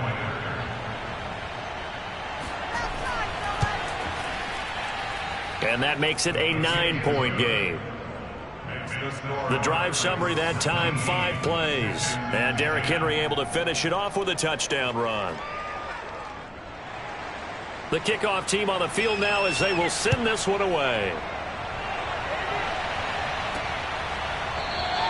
And this will be a touchback, so they'll bring it out to the 25. And the football going back over now to the Houston Texans.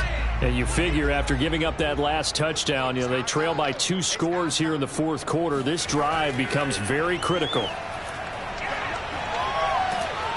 And the Titan defense steps up here, and down he goes. Jeffrey Simmons in there to get him, and that is sack number 6 now for him on the year. Back to throw. He's got a man. It's his tight end. That's complete.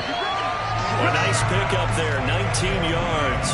And they're set up better for 3rd. All right, this is the time of the game where they're down a couple of scores, and they've really got to get some yards in chunks. And they know the defense doesn't want to give those up, but they've got to find a way to take them anyway. Now the question is, can they string a few of those together? Oh, look at the juke. And he'll be taken down, but not before he gets into enemy territory. Let's go! And a 2-score game, obviously, every play, every 3rd down, like we saw there, magnified, big pickup. It was a huge pickup. What they really want, though, is to not even get to 3rd down. They've got to maximize time and conserve as much as possible. Now a throw here to his running back. So 8 yards on the completion there, and it'll be a 2nd down. 8 yards on the pickup. Brings up 2nd. Now a shotgun handoff to Cohen. And some good tackling there as he stopped up at about the 41. Oftentimes we praise an offense for their variety of being able to hit people with the run in the pass, but in this game, how about what we're seeing from the safeties? They are all over the field. Doesn't matter if they threw it or if they're trying to run it. I don't think we've ever awarded an MVU, most valuable unit, but you're right, it might go to them in this game. I like that, MVU. Well done. Brandon, unfortunately, I've been here before. They've had 2 opportunities to stop them, so this is demoralizing. They haven't gotten it done. Now you're calling all your blitzes, all your attack defenses, but you're not worried about playing your normal position. You're going to take chances now. Well, you said it. 2 third-down opportunities to get off the field. Couldn't do it, and the clock continues to roll.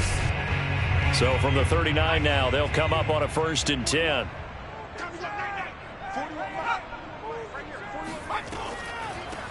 Here's a handoff out of the gun. And he'll be brought down somewhat awkwardly here, and a late flag as well. I think this one's going to be a face mask.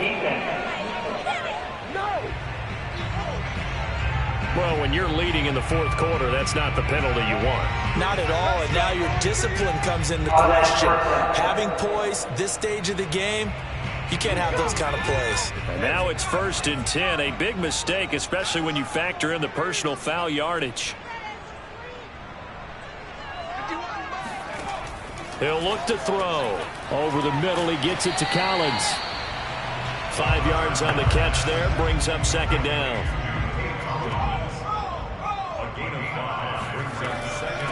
And they'll run on the inside handoff. And he'll take this down for about 4 yards, down to the 15. That call makes sense because they've been throwing it well on this drive, and once again they show passing formation, showing the shotgun. Then they ran out of it. That's a nice play by them defensively, though, to hold it to a short gain. And he'll give it here to his running back. And down he goes, but the stiff arm utilized effectively there. And it helps him move the sticks. 92 yards rushing for him now as he has been tremendous all day long. That right there, a good sign for a team that's had trouble converting third down so far this year. They're the bottom 5 in the NFL, but they come through there. Yeah, and I bet if we put our guy Marvin on the case and say, Marvin, tell us where they rank on third and what, right? I bet they're in the top 5 in the league on 3rd and 5, 3rd and 6, 3rd and 7 or more, because that's how you end up not converting. Just too much yardage to pick up on third down. Back to throw here. And a big loss here as he's taken down. Harold Landry able to get in there for his second sack of the afternoon. And you hate to say it with a rookie quarterback. He's done some good things, but overall looked a little bit overwhelmed back there, hasn't he? He certainly has. But in his defense, he hadn't had a lot of time to throw the football. You like the way I said that? In his defense? In his defense. I got it. You see what I did there? Yeah, he needs better protection, that's for sure. Now this one from about 2 counties over after the sack. They come up on a second and very long. They'll drop to throw. Touchdown! It's complete. Nico Collins, His second touchdown on the season. and the Texans have made it a one-score game again in the fourth. So how about that for an answer? They get the touchdown there, and it's back to a one-score game here in the fourth. And that's what these guys have done all game long, because they've scratched and slashed their way to stay in this game. And by now we should all realize they're not going away. Now the pressure again swings to their defense, because they're going to need to find some way to get the ball back.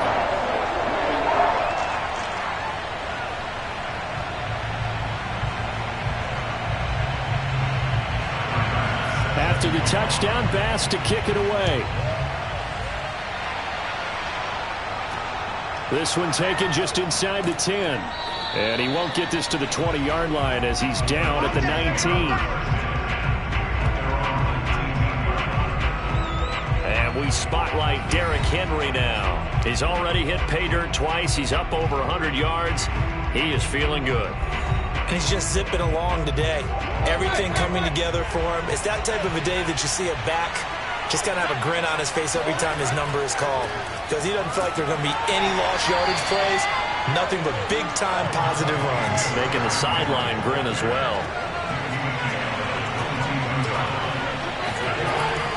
Henry again on second down. And up to the 35 before they're able to knock him down. Let's show them how to play football. Let's go. No doubt those are the types of carries they're looking for here, Charles. The lead in the fourth quarter. This is when coaches that have a reliable running game, they breathe a little easier on the sideline. Yeah, they love the idea that they can take the air out of the football at this point of the game. That means they're really counting on that offensive line, counting on the runners, taking care of the football. Because you're going to tell your quarterback, hey, no time to be a hero. We're not going to throw it here. Just eat up that clock. And if you have the ball, they can't score. They're going to snuff this play out behind the line. We have not seen that much today. 2 yards the loss, second and 12. I like the strategy. Extra tight ends, extra beef. They want to run the football, but that means they probably want to run it inside. If you get strung out on the perimeter, you're in peril. Yeah, we saw the result, negative yardage.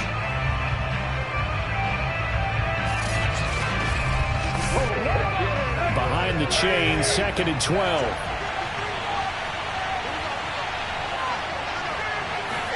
They'll try the air now with Tannehill. He's got Hooper on the short connection. The reception good for 7. It's third down. That's a staple of this offense. Drag route to the tight end. Yeah, he's unable to use his size to break off much more yardage after the catch, but still an effective gain nonetheless. Here's Tannehill.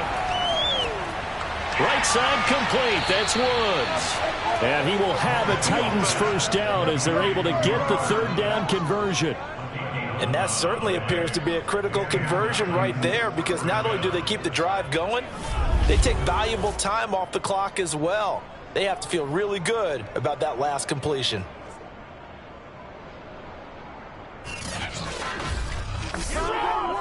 So a first and 10 now in Houston territory at the 48-yard line. Now it's Tannehill. toward the right sideline, but it's incomplete. They've given up a few first downs on this drive, but getting the incompletion there, that should give them something to build on and maybe turn the tide.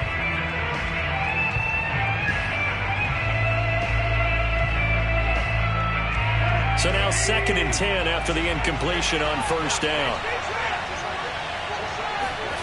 Tannehill with a play fake to Henry. He'll throw instead. And that's going to be too high. Out of bounds and incomplete. An important play right here, 3rd and 10. And I would expect pressure here. Throwing on 3rd down, Tannehill. And he'll take a shot here for Hooper downfield. And that nearly the pick that they needed. He couldn't pull it in, though, and it's 4th down.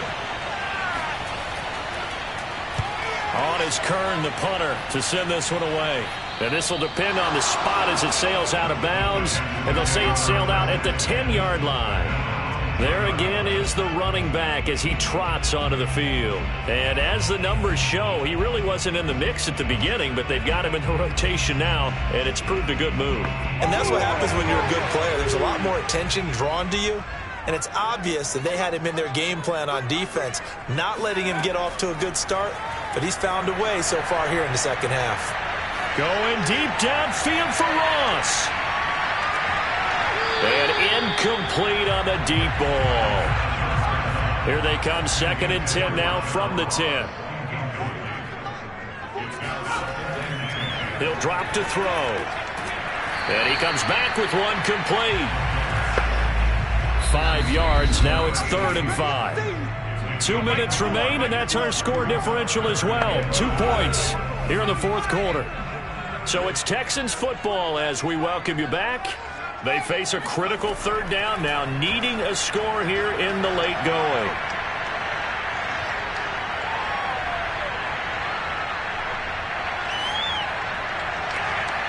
He finds the speedster Ross. That's complete. And he is finally out of bounds, but not before taking it down inside the 30. A huge play there for Houston. So that changes things in a big way. Now from all the way down inside the 30, here's 1st and 10. Shrugs him off. And he's going to get a solid gain of 9 before being brought down. 2nd and right at a yard. He's back to throw. Swings this out here for Cohen. The Titans going to use the first of their timeouts as they'll head to the sideline and talk over what to do next. They'll look to throw. And a quick throw here, that's complete. Now Tennessee going to use the 2nd of their timeouts as they'll head to the sideline and talk over what to do next. Oh no, he lost the football. Now the Titans will use their 3rd and final timeout as they'll head to the sideline and talk over what to do next. Now a handoff looking right. And he won't be close to a first down as he runs into a wall right around the line of scrimmage. No gain there on the play, and that's going to leave him with a 4th down. Partner, you've got about 20 coaches on your payroll, but there's 60,000 of them in the stands. I don't think any of them like that play. And the later we go, it's starting to sound like 100,000 in here. Bit of a pressure spot here for Tyler Bass. This to take the lead here in the final minute. The kick by Bass is good. And the sideline celebrates as they have taken the lead in the final minute. All right, so time to reset here. It's a huge kick there. Gives them the lead, but they've got to be careful that their celebrations aren't a little too premature. You're exactly right about that, because there still is time for the other guys to run a few plays and get into field goal position. So this defense is going to need to come up with one final stop. They're going to get out of here with a victory. So now Tannehill and the Titans down 20-19, 26 seconds to go. A 4th straight defeat looming on the horizon, barring a comeback here as they've got it with a first down. Now Tannehill. Going to Woods, but that pass is intercepted. Picked off by Anthony Brown. And they will finally put it into the return, but not until he takes it back all the way inside the 10-yard line. Well, you knew you had to take some chances here with the clock winding down, needing a touchdown to win it, and that one might have just sealed their fate. Yeah, and that's the nature of the 2-minute drill. The offense trying to go downfield and make their plays. But defenses, they're sitting back watching everything that they do, but not too far back. They want to be in position to make a play on the ball, and that they did.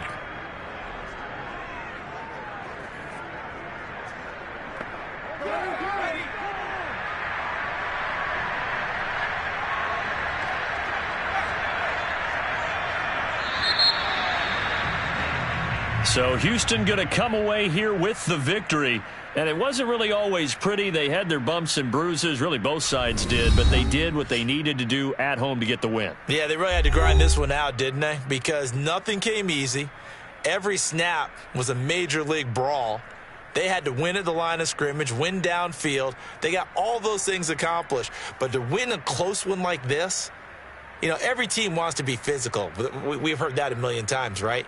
But those who are mentally tough, those are the teams that you have to deal with in the playoffs. This was that type of a game. So for Houston, they move back over 500 now at 4-3. And they'll get to stay put for a few days as they'll host the Chicago Bears next week.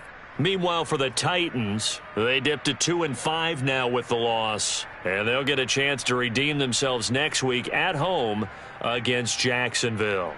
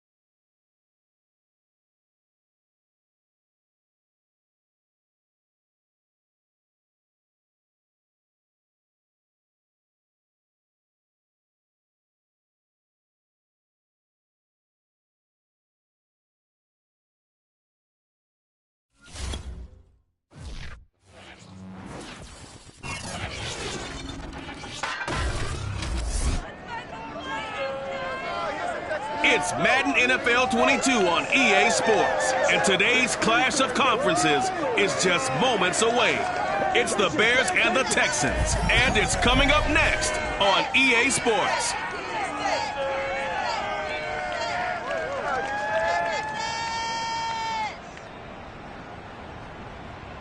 On a wonderful fall afternoon in the state of Texas, the roof is open, and we've got football from NRG Stadium in Houston.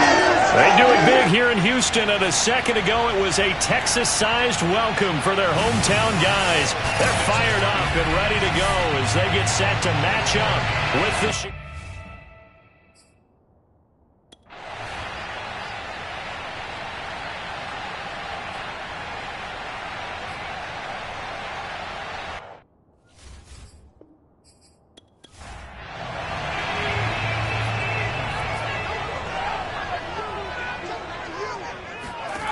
On first down, he'll drop to throw. The screen pass here to Cohen. And the play goes nowhere. Losing yardage back near the 40 at the 39. Not what they had in mind there. That's going to go as a loss of 4. Back to throw again.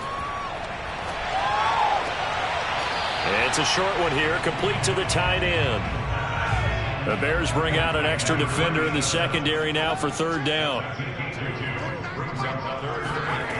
They'll look to throw again.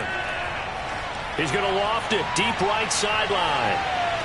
And he's caught on the sideline, but he's not going to have a first down. They say he was out of bounds, so a big call there that brings up fourth. Not the desired outcome, but probably won't be the last time we see him take a shot downfield. Now on fourth down, it's Cameron Johnston on to punt it away. And the win last week punted 4 times as this one's away. And he'll get credit for putting him inside the 20 as the fair catch is made right at about the 19-yard line. So here are the Bears now for their opening drive. They'll be led out by a first-round pick back in 2021 from Ohio State. It's Justin Fields. It's a pretty bland game he had last time out. Ended up throwing 1 interception. Didn't have a touchdown to offset it.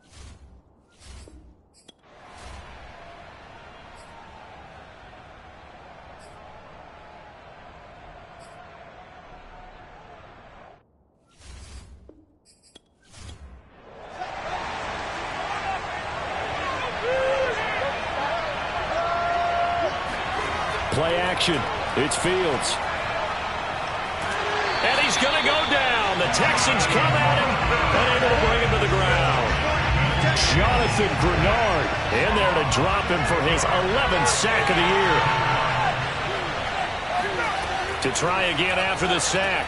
Fields. They'll set up the screen to Montgomery.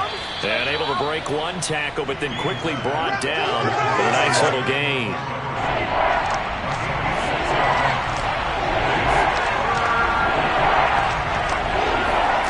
From the 50, here's Fields. And the throw there going to be incomplete. On fourth down, Michael Pilardi on to punt. Back deep, Tariq Cohen. And he gets it away, a directional kick going toward the sideline. And this one sails out of bounds. I think it'll be inside the 25. It will. 24-yard line is where they'll spot it.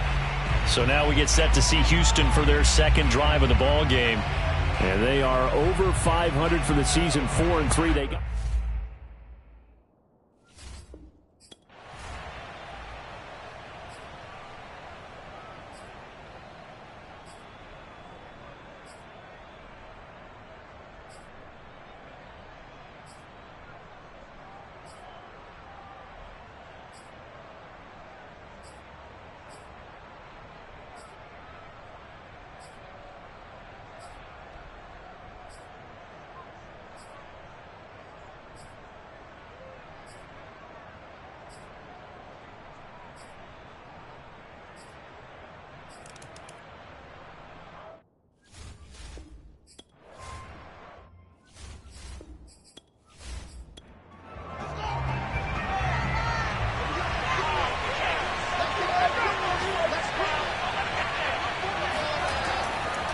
They'll start on the ground with Montgomery.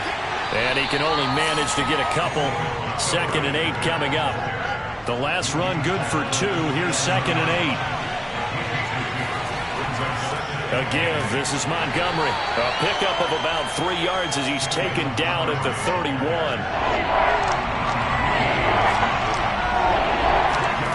From the gun on 3rd down, Fields. Escaping the pressure right. And he's going to have the first down, yardage to the 35. With nowhere to throw it, decided to scramble, and a nice job, CD. Got the yardage that he needed. Yeah, and his teammates are certainly going to appreciate that effort, even if his coaches don't, because they would have wanted him to slide and protect himself. But he chose team gain over personal protection.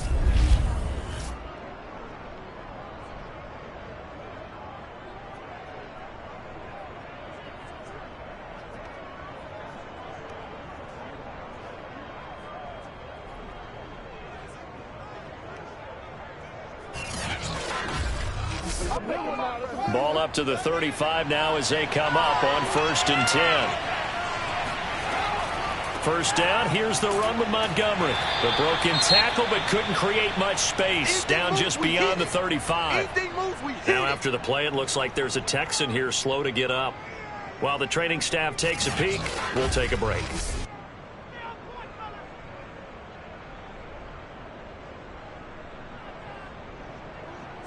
The run only got a yard. Here's 2nd and 9.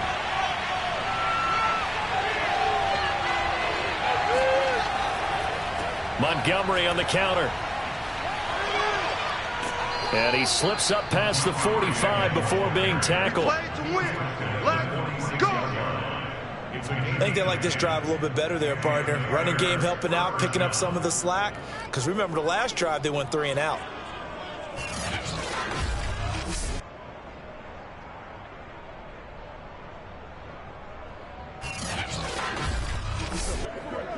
All runs on this drive so far. It's 1st and 10.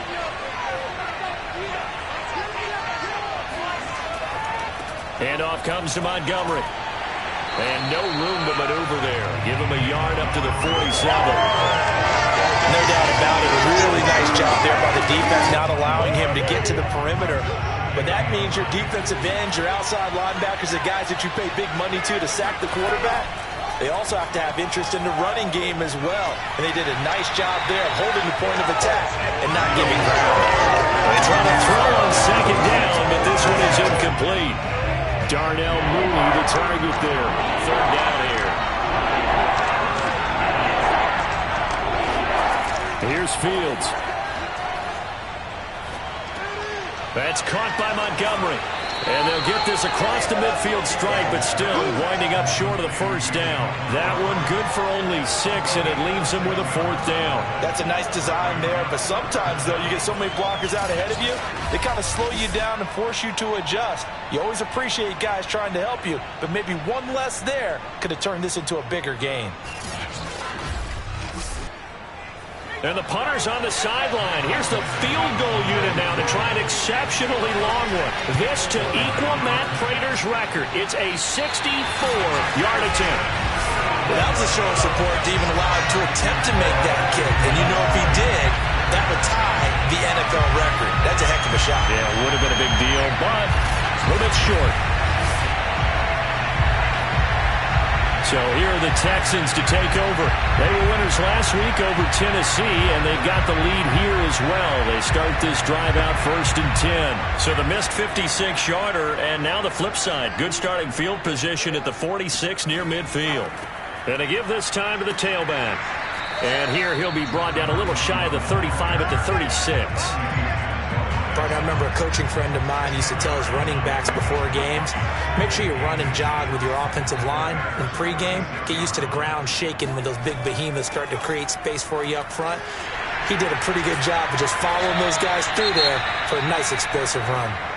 Now after the running play, we've got a man down on the field. Well, he gets attended to. We'll step aside. Back-to-back good plays have them on the move on 1st down. They'll look to throw here. He finds Ross right side. It's complete. And he'll go out of bounds in the red zone just inside the 20. And that's good for a pickup of 10 yards. And that'll bring up a second and just about a few inches here. Toward the sideline, he will have the first down. Good catch. He was able to keep the feet inbounds. That was a route run, not just with dexterity, but with intelligence. Found the hole in the zone, made sure the quarterback saw him, and was able to make the sure catch and flip the down marker back to 1. And this play doesn't go anywhere. Backwards, losing yardage to the 11. That's going to go as a loss of 2, and it'll be second down. Tackling's obviously critical down near the goal line. That was great work there to make the hit behind the line and make sure he doesn't get any further. Did a really nice job wrapping up and not letting him loose.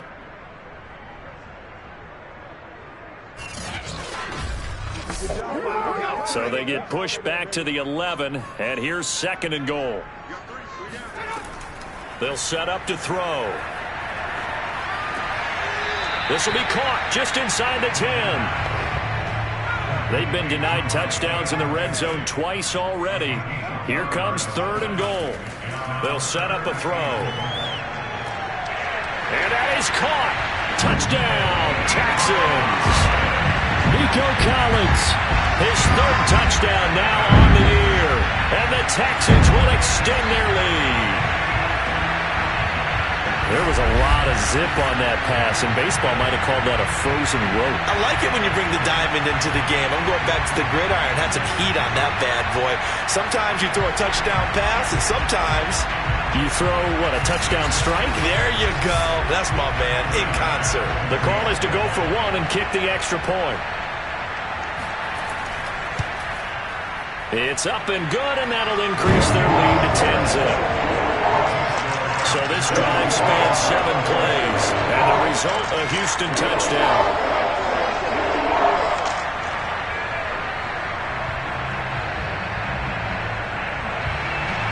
After the touchdown, Bass to kick it away. Takes it at the 7. And taken down just past the 20 at about the 21-yard line. David Montgomery ready to take the field for the Bears' next possession. Those are his numbers through roughly the first half of the season, and given that, you'd have to think he's on pace for a 1,000-yard campaign. Steady as he goes, steady goes the offense. But you know what else is happening, too, because they are a team now recognized with the ability to run the football. You've got to be able to throw it better now, right? Better throwing lanes, better opportunities for the guys downfield, maybe more one-on-one coverage, which you should be able to beat easier.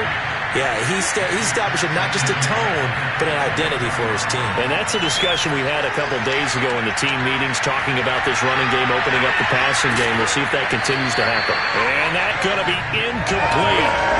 Good effort there, trying to take a shot, but it's third down. The Bears on third down. They've only converted once in 4 tries. This is 3rd and 10. From the gun, here's Fields. Steps away to his left. And he's not going to sniff the first down here. He stopped at the 25. He'll wind up getting 4 yards there on his own, but it also brings up 4th down. And they had an extra defensive back on the field on that play, and the coverage was excellent. He tried to pull it down and run for it, but they rallied to him and kept him short of a first down.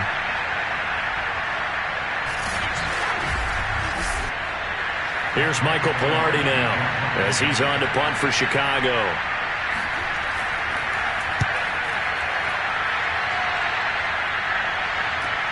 Here comes Cohen. A big kick that time, 52 yards. And the Texans will take over with a 1st and 10.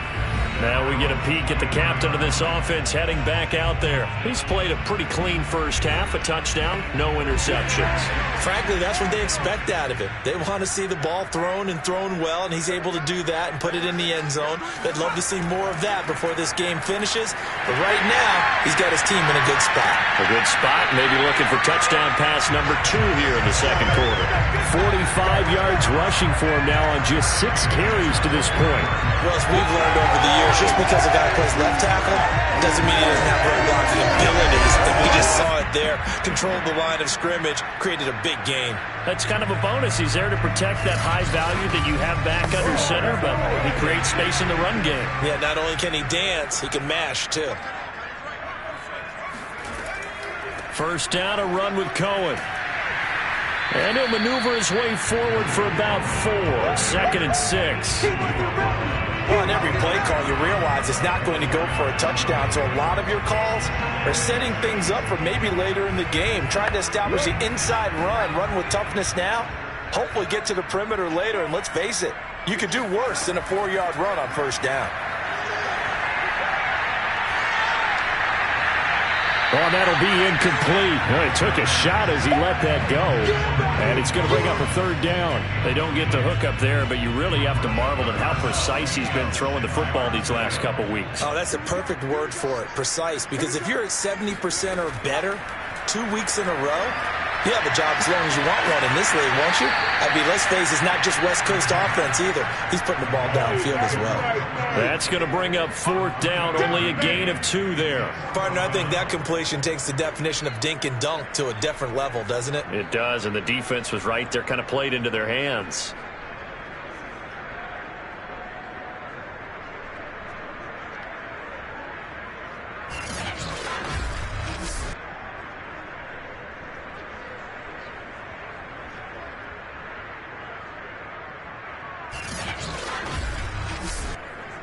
Here's Cameron Johnston now as he's on to punt for Houston.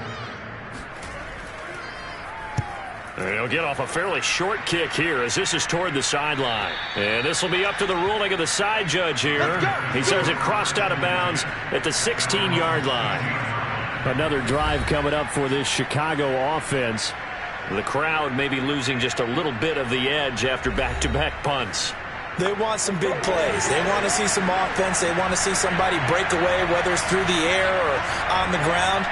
Now it'll be interesting to see where the patience is on both sides. Each head coach, can you hang in there and not try and force something that could put your team in some jeopardy? And now a throw on first down there, but it's incomplete. On 2nd and 10, Fields.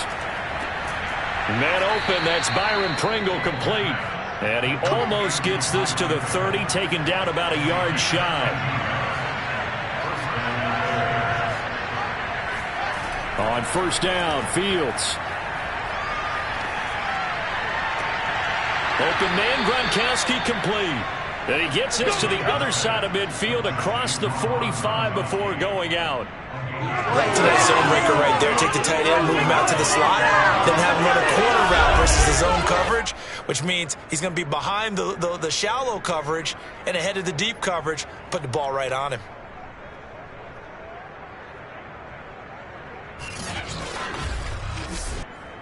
This offense finding its legs now. Here's another 1st and 10. Running left, Montgomery. 5 yards is the tally on first down. That brings up 2nd and 5. We've hit the 2-minute mark of the first half. 10-0 our score. Coming up at halftime, we remind you once again that we're going to check in with Jonathan Coachman in Orlando. He'll have stats and scores from around the NFL as we reach now, hard to believe, the halfway point of the season. Time flying. It certainly is. Time to get the sweaters out, my man. And the play goes nowhere. Losing yardage back near the 40 at the 39. Call that a loss of a yard, and things get a little more difficult here. 3rd and 5. Well, sometimes despite the best planning, the defense actually has a plan as well, and it blanketed everyone on that play. They were able to close it down and spill him for a loss.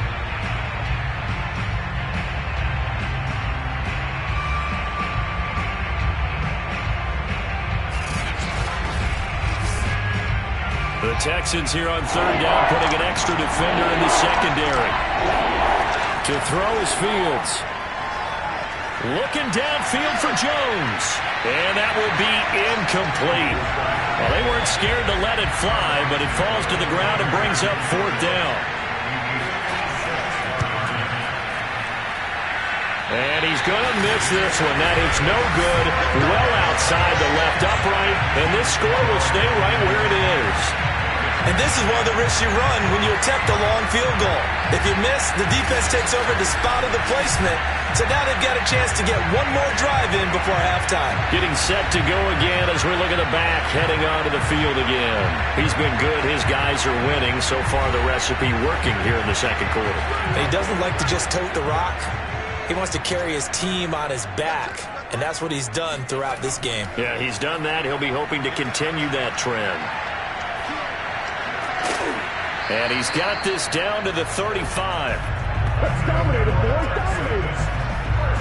That's a nice throw there, and he's obviously feeling pretty good because, remember, he had a touchdown pass on the last drive, and here he comes out throwing again, and they wind up getting good yardage and a first down right out of the gate.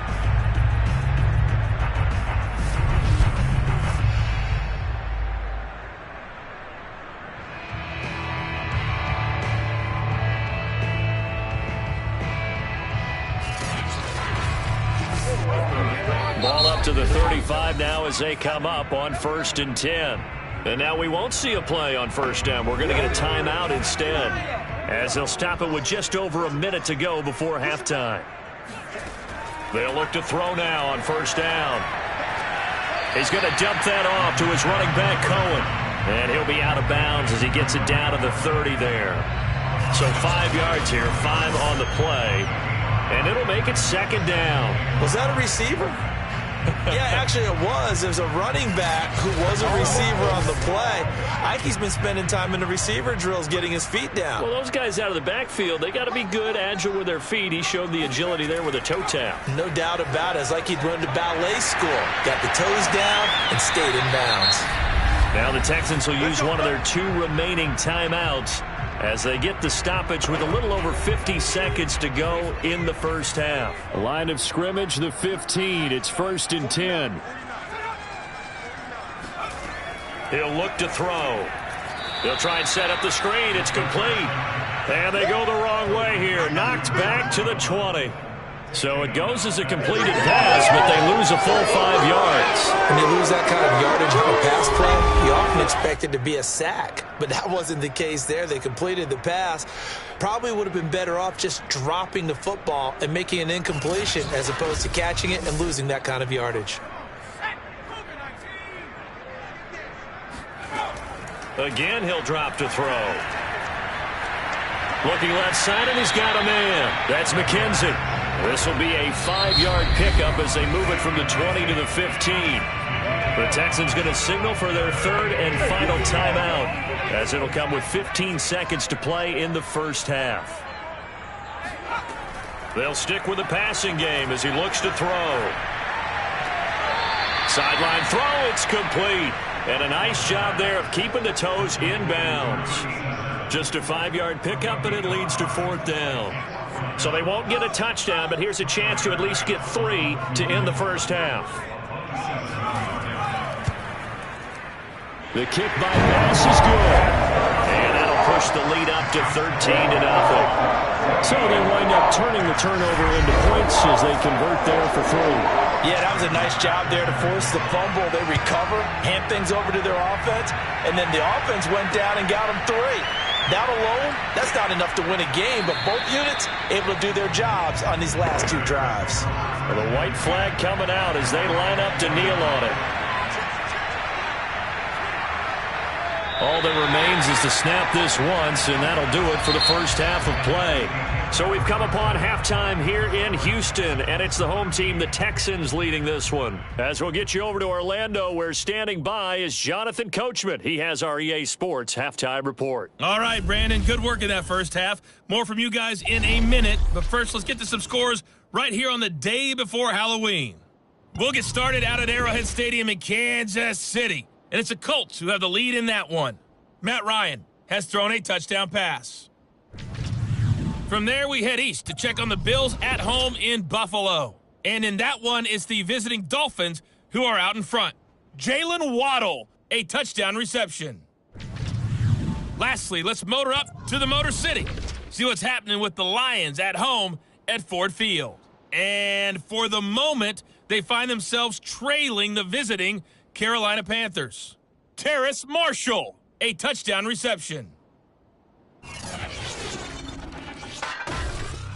Moving on, let's take a look at the next-gen stats in that first half for the Bears. And not much went right in those first 2 quarters. You can see the numbers on the ground there. Not a whole lot to write home about so far. And meanwhile, for the Texans, you get a look at what they were able to do throwing the football. And whatever they've done, it's worked, as they have the lead through 2 quarters of play. All right, Coach, thank you, and we welcome everyone back for quarter number 3. It's the Texans in front, and they're going to get the football first as we are back underway in the 3rd quarter. And he's up across the 25 and down at the 28.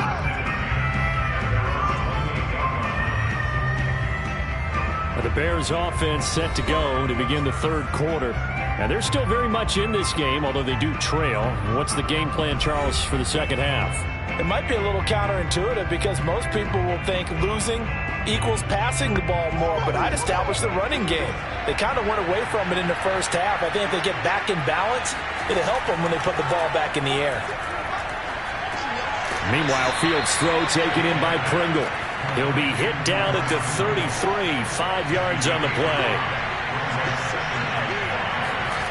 They'll fake the handoff. Now Fields. Nowhere to go here. He lost the football. And the Texans scoop it. And they will bring this one back.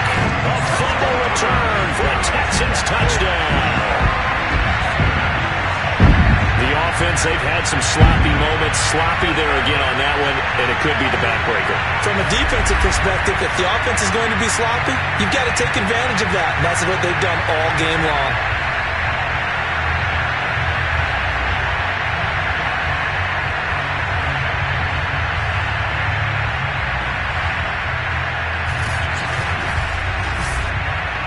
Defense more than did its job. Now the offense is summoned onto the field as they'll go for 2. They'll try and throw for it. And this is going to be caught. It's good. And that extends their lead by 2 more. And boy, things switched on a dime here. The fumble recovery for the touchdown and also a 2-point try on top successful. That feels like a momentum call. Pick it up on a fumble return, take it the other way for a touchdown. That's demoralizing for a team to have it happen against them. So the offense just says, you know something? Let's add to it. Pile on top, go for 2 now while their heads are down. And you can bet they're preaching 2 hands on the ball here as the kick's away following that fumble return. From the 10. And he'll take it a yard or so past the 20, call it the 21. The Bears offense out there set and ready to go. They're down 3 touchdowns to this point, needing to put something together as they have it 1st and 10.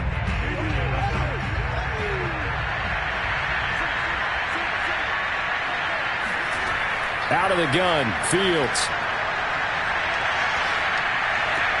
That's complete to Mooney. And he's brought down, getting this one up to about the 35. Well, we talk all the time about playing situational football. Right now, I think the scoreboard is dictating what they need to do. Where they are in this game, they've got to push the ball downfield, take their shots, try and get big chunks of yardage in a short amount of time. That was a nice play there.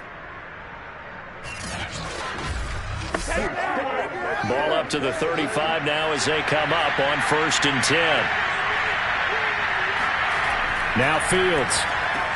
Then he finds Gronk. 5 yards on the catch there. Brings up 2nd down.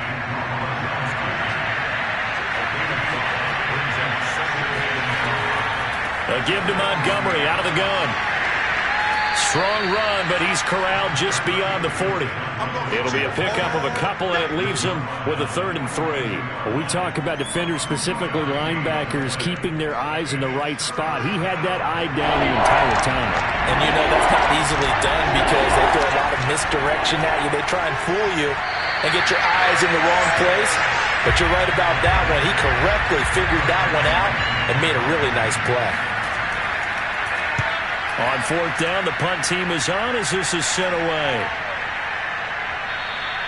And that one hits a little too close to the goal line, and it continues into the end zone for a touchback. The Texans offense now, they get set to head back onto the field. They're just looking for more of the same. Great first half so far, good second half. And sometimes, I guess, maybe, Charles, these coaches, they don't have to tell these guys much when they're rolling like they're rolling right now. You're exactly right. I've heard stories of some of the best coaches in our time or any time having grabbed their staffs at halftime and said, guys, they're playing really well. Don't go in there and give them a whole lot of stuff. Just pat them on the back. And essentially the speech at halftime is, let's go, guys. And that's it. Yeah, no one's upset the apple cart so far. Now a throw here to his running back. And up to the 35 before they're able to knock him down.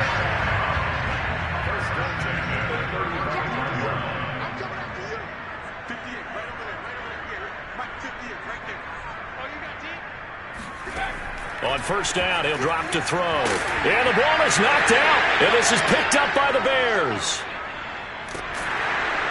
And the return will be stopped at the 34-yard line. They don't want it. They don't want it. Well, number one on the list of things not to do when you're up 3 scores in the third, that right there, give the football away. I love when you speak like that. You know how doctors talk about taking the Hippocratic Oath, first do no harm? You just did the football-cratic one right there. Don't give the ball away when you have a lead that you can lock this game down with.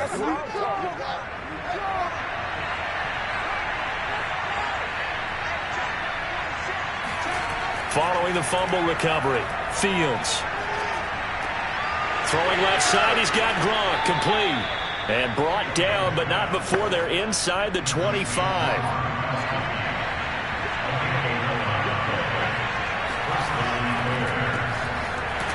And he will lose yardage and be backed up to the 24. He was unable to shake free there, and they'll cover him for a loss of a yard. Heck of a play there to get to him quickly and get him down for a loss. I think they did a really nice job getting ready for this game, scouting, watching film, and understanding defensively what the play design was. Looking at a 2nd and 11 now after the loss. Back to throw, Fields. And his throw's going to be incomplete. This offense in desperate need of a conversion as they come up on 3rd down. Here's Fields. This one swung out to Montgomery. And he's going to be stopped well short of what he needed as the tackle is made at the 18-yard line. That one good for only 6, and it leaves him with a 4th down. And we see another pitch and catch there to the running back. This position just continues to evolve. They become just as critical to the passing attack as a lot of receivers, tight ends, because their ability to make people miss in the open field can really generate big plays for an offense. On is Santos for the Bears field goal. From the right hash, it's a 35-yard attempt. And Santos able to put this one up and through. It's good. And the deficit drops now from 21 down to 18. So the drive stalls out inside the 15-yard line, but they do get 3. And I've talked with enough players nowadays, and when they have these types of kicks, that no one says to their guy, hey, that's just like making an extra point, piece of cake. Because the extra point is not a piece of cake anymore. But kicking a field goal from that distance, just give him confidence and let him knock it through. Houston's offense taking over again. And last time they coughed it up, led to a field goal. They're fortunate that it only led to a field goal, but still, they're not happy about it. Could you sense the relief, though, when they only gave up the field goal and they were able to trot back out on the field and start this drive, a little more pep in their step because they didn't cost their team a touchdown, but they know they've got to do it a lot better than they did on the last possession. The coach will just be relieved, though, if they recoup with a score here, right? I think coach will be ecstatic to see them pick themselves back up and now take it downfield, punch in the end zone without turning it over. Now a man open down the middle of the field. So from the 36 now, 1st and 10. Back to throw here. He's got it to Collins, complete. And he'll take this to the other side of midfield before going out of bounds. And while we may be looking at the scoreboard, this offense certainly is not, because they're showing no signs of backing down, even with a 3-score lead here in the third quarter. I think they keep taking their shots. They've seen blown leads happen throughout this league. They don't want to fall victim to it themselves.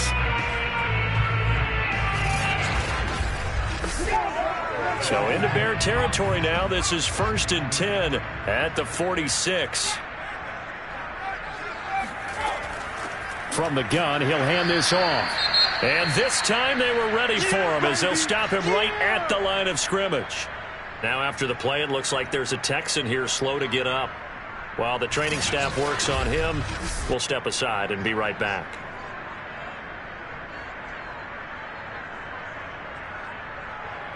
So after the loss of a yard, they'll look to push forward here on 2nd down and 11. They'll look to throw here. Throw right side, taken in by Collins. And he'll go out of bounds right around the 40. They get 6. That'll leave them with 3rd and 4.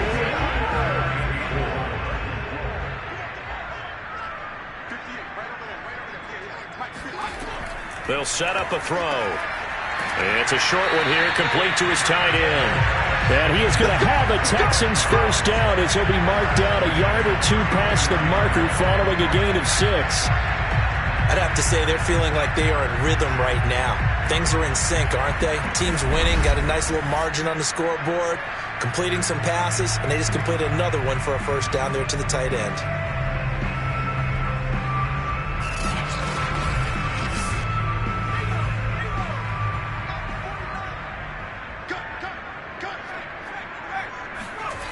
They go play action here on 1st down. Throwing the out route, incomplete. That's Collins. And they'll get this one to about the 20-yard line. That's the 3rd time on this drive that these two connected with each other. They've got a real rapport going. And right now, it's paying off with big chunks of yardage, as shown by that last play. Inside 4 minutes to go, 3rd quarter.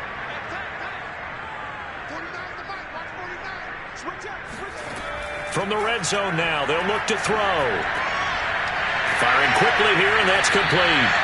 And he's tackled a yard short of the marker. Good gain of 9 on 1st down. And there's a completion to the tight end. And look at the size of these players nowadays. At that spot, 6'4", 6'5", and up. A lot of guys used to be basketball players, somehow came back to football. That's really good for the game of football. You get better athleticism, great hand-eye coordination, guys who know how to control their bodies when they run their routes. So 3rd and inches, and this will be the 9th play of the drive. Now a handoff here to his running back. And he will have the first down inside the 10 to the 9-yard line. They had yet to run the ball at all on this drive, but 3rd and short definitely was a great time to dial one up.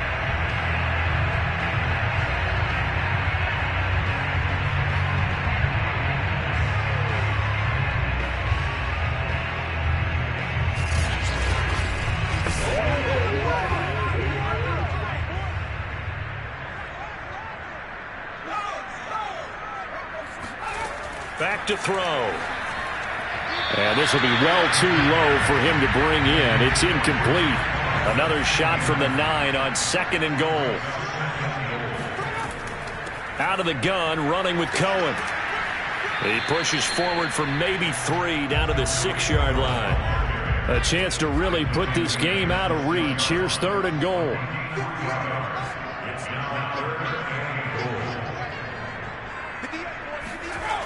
Now back to throw.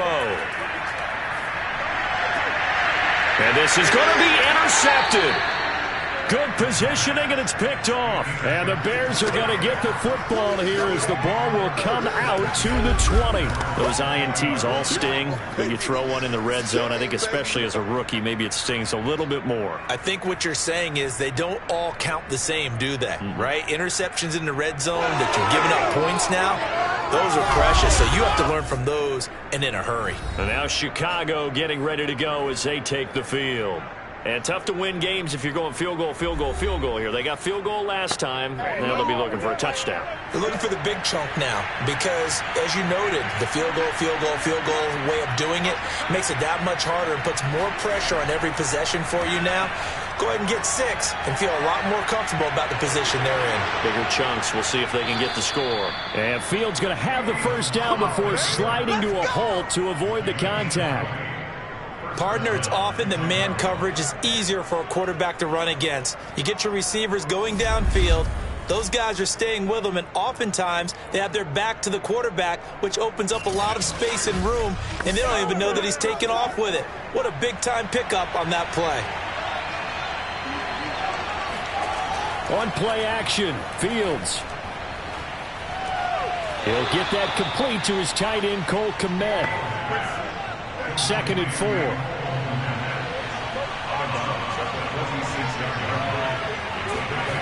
To throw is Fields. Caught by Montgomery. And he'll get it down to the 47 here. Another catch for him there on this drive, Brandon, and it looks like they're going to utilize him out of the backfield any way they can. And that time they pick up a first down. So now on defense, do you assign a man to him and try and cover him before he gets going? And that is going to do it for this third quarter of action. This is the National Football League on EA Sports. Back now in Houston. It's Bears football, but they trail on the scoreboard as we get set to bring you the fourth quarter. On 1st and 10, here's Fields. They'll set up the screen to Montgomery. And they go backwards here, losing yardage back at the 48-yard line. He was unable to shake free there, and they'll cover him for a loss of a yard. Well, Brandon, we could see that play developing, and they were hoping that he was going to be able to put a move on the first guy and turn it into a big play. But no such luck. The speed on defense continues to get better and better in the NFL. Pretty nice example there of those guys being able to run from their assignments and finish off that play. Throwing again on 2nd down. Fields. And this will be caught by Mooney. And he'll go down shy of the 40 at the 41. The reception good for 7. It's 3rd down. From the gun, here's Fields. He'll leave it for Montgomery complete.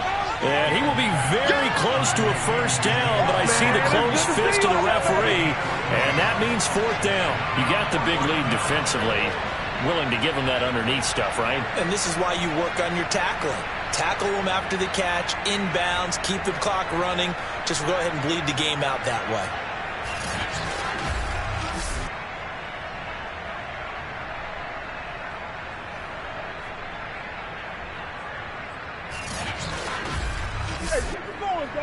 And they're indeed going to go for it here on 4th down. So trailing here in the last quarter. Let's see how this plays out. They snap it to Fields. And this is caught. It's pulled in by Gronkowski. And he's able to get it to the 31, and that's enough for the first. Fields. Got an open man. It's Pringle. And the result here, a pickup of 8. Leaves him with 2 to go on 2nd down.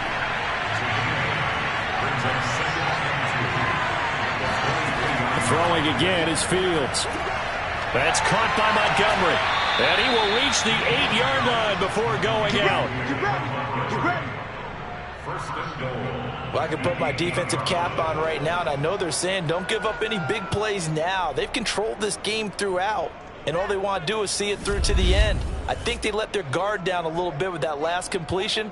Sometimes when you're trying not to give up bigger plays, you don't react as fast as you should on other throws. 1st and goal, and they got to be thinking a chance to get right back into this football game.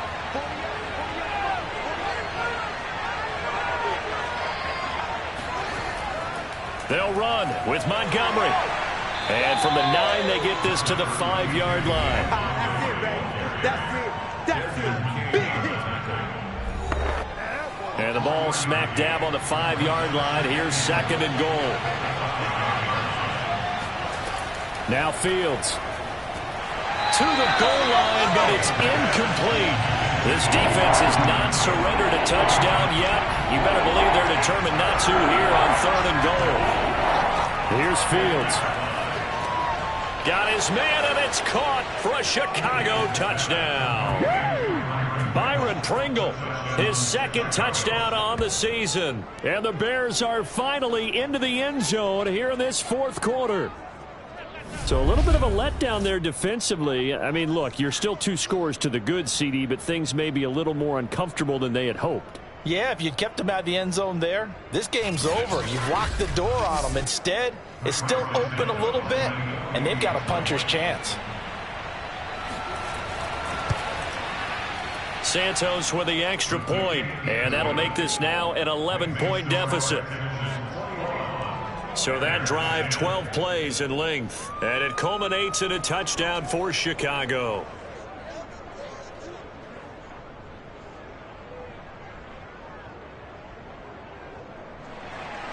Now after the touchdown, here's Santos to kick this one away. Here's Cohen now to return. And a nice return sets him up pretty good here right at the 30-yard line. The Texans offense now, they get set to head back on the field here. Well, don't look now, but they've got a little bit of a battle on their hands again. Back to a 2-score game, the interception that led to a touchdown. You'd have to think they're a little more careful here if they do indeed try to throw the football. Yeah, and I was a little surprised by the last throw. You know, that type of throw with this type of a game, I'm going to be very careful about it. Maybe the only throw you make is maybe a toss to your halfback or something like that. Otherwise, take care of the thing and finish this bad boy off. Second and 3. And this one taken in on the right sideline, but not in the field of play. They say it's incomplete. The throw led him a little too far. It brings up third down. The Texans on third down. They're right at about the league average, 40%, 4 for 10. Here it's 3rd and 3. Looking to throw. And this pass broken up. Excellent coverage there on third down, as that was not an easy one to hold on to. On is the punter, Johnston now, as he sends this one away. And that ball's going to angle out at the 3-yard line. A beauty. That is how you flip field position. That's an absolute bomb of a punt. Downs it inside the 5-yard line. Absolutely ideal. From that position, you're hoping to get it down inside the 15, inside the 5. Superb. Here's the Chicago offense coming back out onto the field. Well, still a long way to go, but trending upward. They scored the last time out, you remember. Then their defense forced the punt. Now they try to inch closer, but still ultimately down 2 scores in the final quarter. 2 yards the loss, 2nd and 12. There's no question that coming into this game, this defense is pretty vocal about its desire to take this running back out of his game, and all that pregame whooping has turned into results.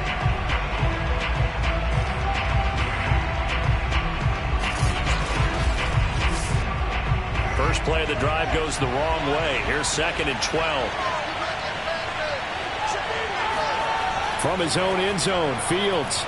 That is incomplete. From the snap, he certainly looked like he knew where he wanted to go with the ball, but surprise, that guy was covered. So that took his attention elsewhere to no avail.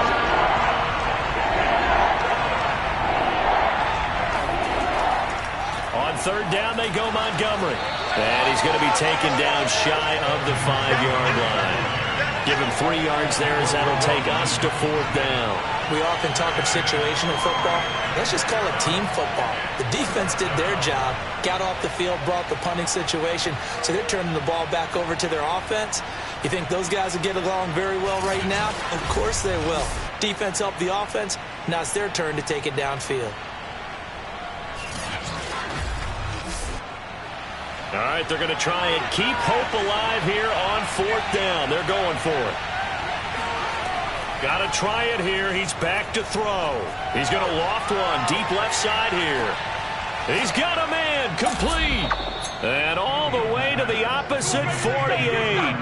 An incredible play there on 4th down in their own territory. Sometimes you just got to marvel at how these guys can throw the football. He gave that everything he had, and it was right on the money. And what was amazing to me was the fact he was able to get as much on the ball as he did, because he was on the run.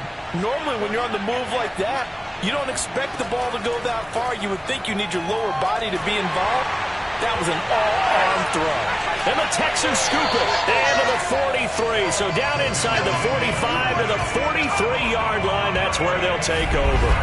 Every week we hear talk about create turnovers. In particular, they wanted to force some fumbles. They got one right there. And it shows you how the game has changed over time. It used to be good enough for a guy to get a sack of a quarterback in the pocket. Now, if you come to the sidelines and you didn't knock the ball free, your coaches are upset with you, all right? So if you're a quarterback, it starts all the way back in the youth leagues. Take care of the ball, take care of the ball, take care of the ball, because here come the defenders. They'll come out throwing here on first down. That's complete. It's Collins. And he gets this down inside the 35 before going out of bounds.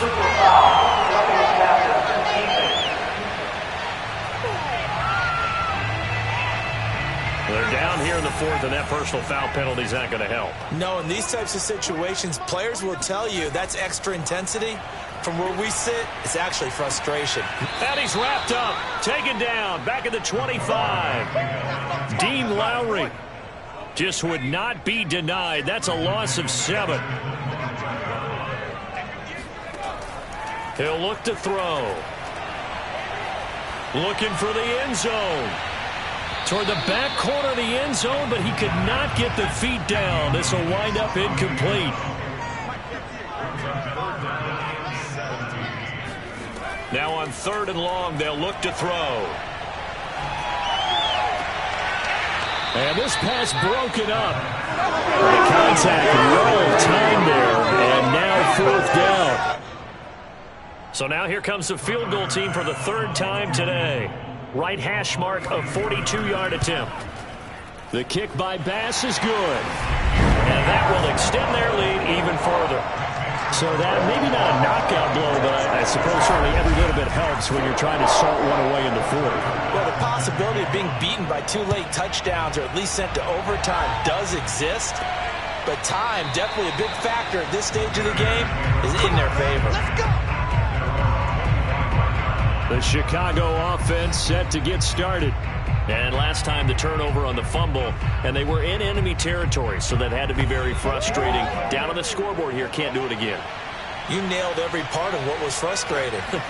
Down on the scoreboard, had a drive going, had pushed it past the 50-yard line, so they thought they were in striking distance, and to come away with nothing, not a good feeling at all, to put it mildly. Now they can't afford to do that again. Yeah, now can they get that bad taste out of their mouth here? Fields throw there, complete to Mooney. And he gets this one to midfield before he's brought down. Back-to-back good plays have him on the move on 1st down. From the 50, here's Fields. He's got his big tight end, Gronkowski. And they'll get him down as he's inside the 40. So from the 39 now, they'll come up on a 1st and 10. Fields now to throw. Pass incomplete. A lot of times it's that first read that you have. Maybe you get it in pre-snap, and he locked in on his target, but he was covered quite well, and that one's incomplete.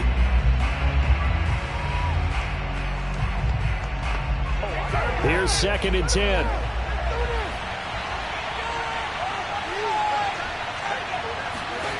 Fields throwing again. That's complete right side to Kmet. 5 yards. Now it's 3rd and 5. Let's not quibble about the game there on 2nd down. That was a positive play because that was a take-what-you-can-get situation. Got out to the tight end. Now gives him a much better opportunity to convert on 3rd down. From the gun on 3rd down, Fields. And this pass broken up. Excellent coverage there on 3rd down, as that was not an easy one to hold on to. And no move to get the offense off the field. They're going on 4th and 5. As expected, they're going for it to keep the drive alive. Flushed out right. And Fields going to have the 1st down before sliding to a halt to avoid the contact.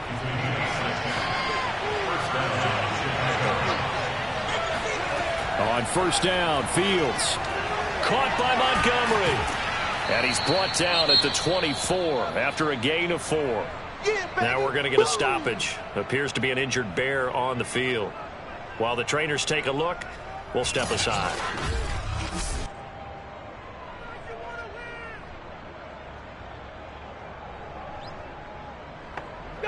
Coming up on a 2nd and 6. Here's Fields. Flush to his right. He's got the first down inside the 10. And Fields going to have the first down before sliding to a halt to avoid the contact. 2 minutes left to play in this football game here on EA Sports. So the Bears with a football here as we welcome you back. They got it 1st and goal as they look to punch in a late score. Now a throw to the end zone on 1st down, but it winds up incomplete. That's certainly not the worst thing. It stops the clock and lets your offense catch its breath and lets us exhale a little bit. Now I expect them to call a couple plays in the huddle so they're ready if a tackle happens inbounds. And he takes this one in for a Bears touchdown. Justin Fields taking it in from 4 yards out. And the Bears have made it a one-score game again here in the 4th. They do tack on the extra point as well. And now things get a bit more interesting here in this 4th quarter.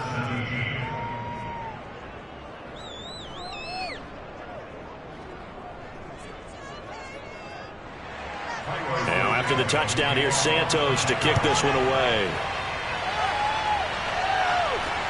Here's Cohen now to return.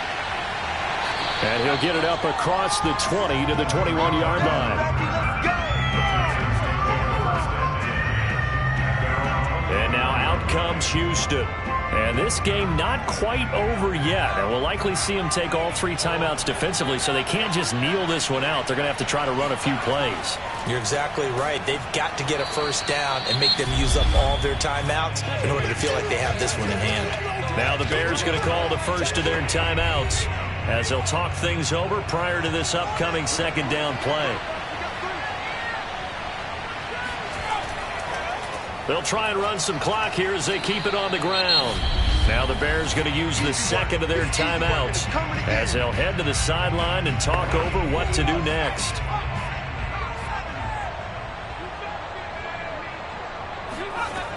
On 3rd down, he'll drop to throw. Toward the sideline. Did he keep the feet in? Yes, he got them both down, says the side judge. And that's good enough for a first down. Absolutely ideal there. Get a good size play, get out of bounds. Well, you saw the coaching there. That is taught and it is emphasized. Get out of bounds, understand your situation, as well as just understanding the game. Not totally home free yet, but it's looking good as they come up 1st and 10. And he'll give it here to his running back. And this will be stopped at the 44. That one good for 7 yards. Now the Bears will use their 3rd and final timeout as they'll talk things over prior to this upcoming 2nd down play. And to give this time to the tailback. And he'll go down here at the 35-yard line. 60 yards rushing on 12 carries for him now. I have to chuckle to myself a little bit, Brandon, because right now I could be in that huddle with that offensive line. I know exactly what they're saying. If you call a pass play here, we're going to call timeout. Run the football. We've got control of this thing. Get in behind us and let's go. Their time to shine. Ball up to the 35 now as they come up on 1st and 10.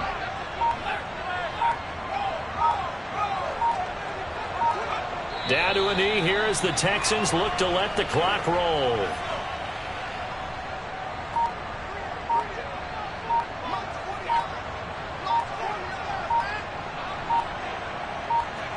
Down to a knee one more time, and that should just about do it. So Houston going to come away here with the victory. And it wasn't really always pretty. They had their bumps and bruises. Really, both sides did. But they did what they needed to do at home to get the win. Yeah, they really had to grind this one out, didn't they? Because nothing came easy. Every snap was a major league brawl. They had to win at the line of scrimmage, win downfield. They got all those things accomplished. But to win a close one like this, You know, every team wants to be physical. We've heard that a million times, right? But those who are mentally tough, those are the teams that you have to deal with in the playoffs. This was that type of a game.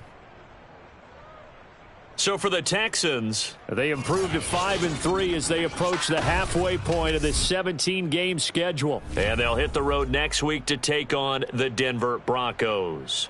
Meanwhile, for the Bears, they fall 2 games under 500 now at 3-5. And they'll try to get back on track next week as they head to Dallas to take on the Cowboys.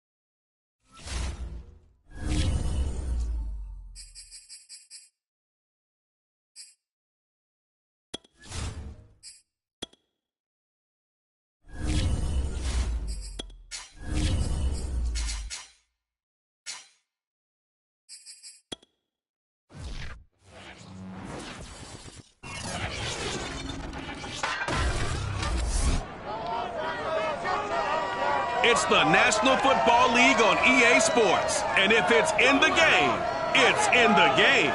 It's the Texans and the Broncos. And it comes your way next.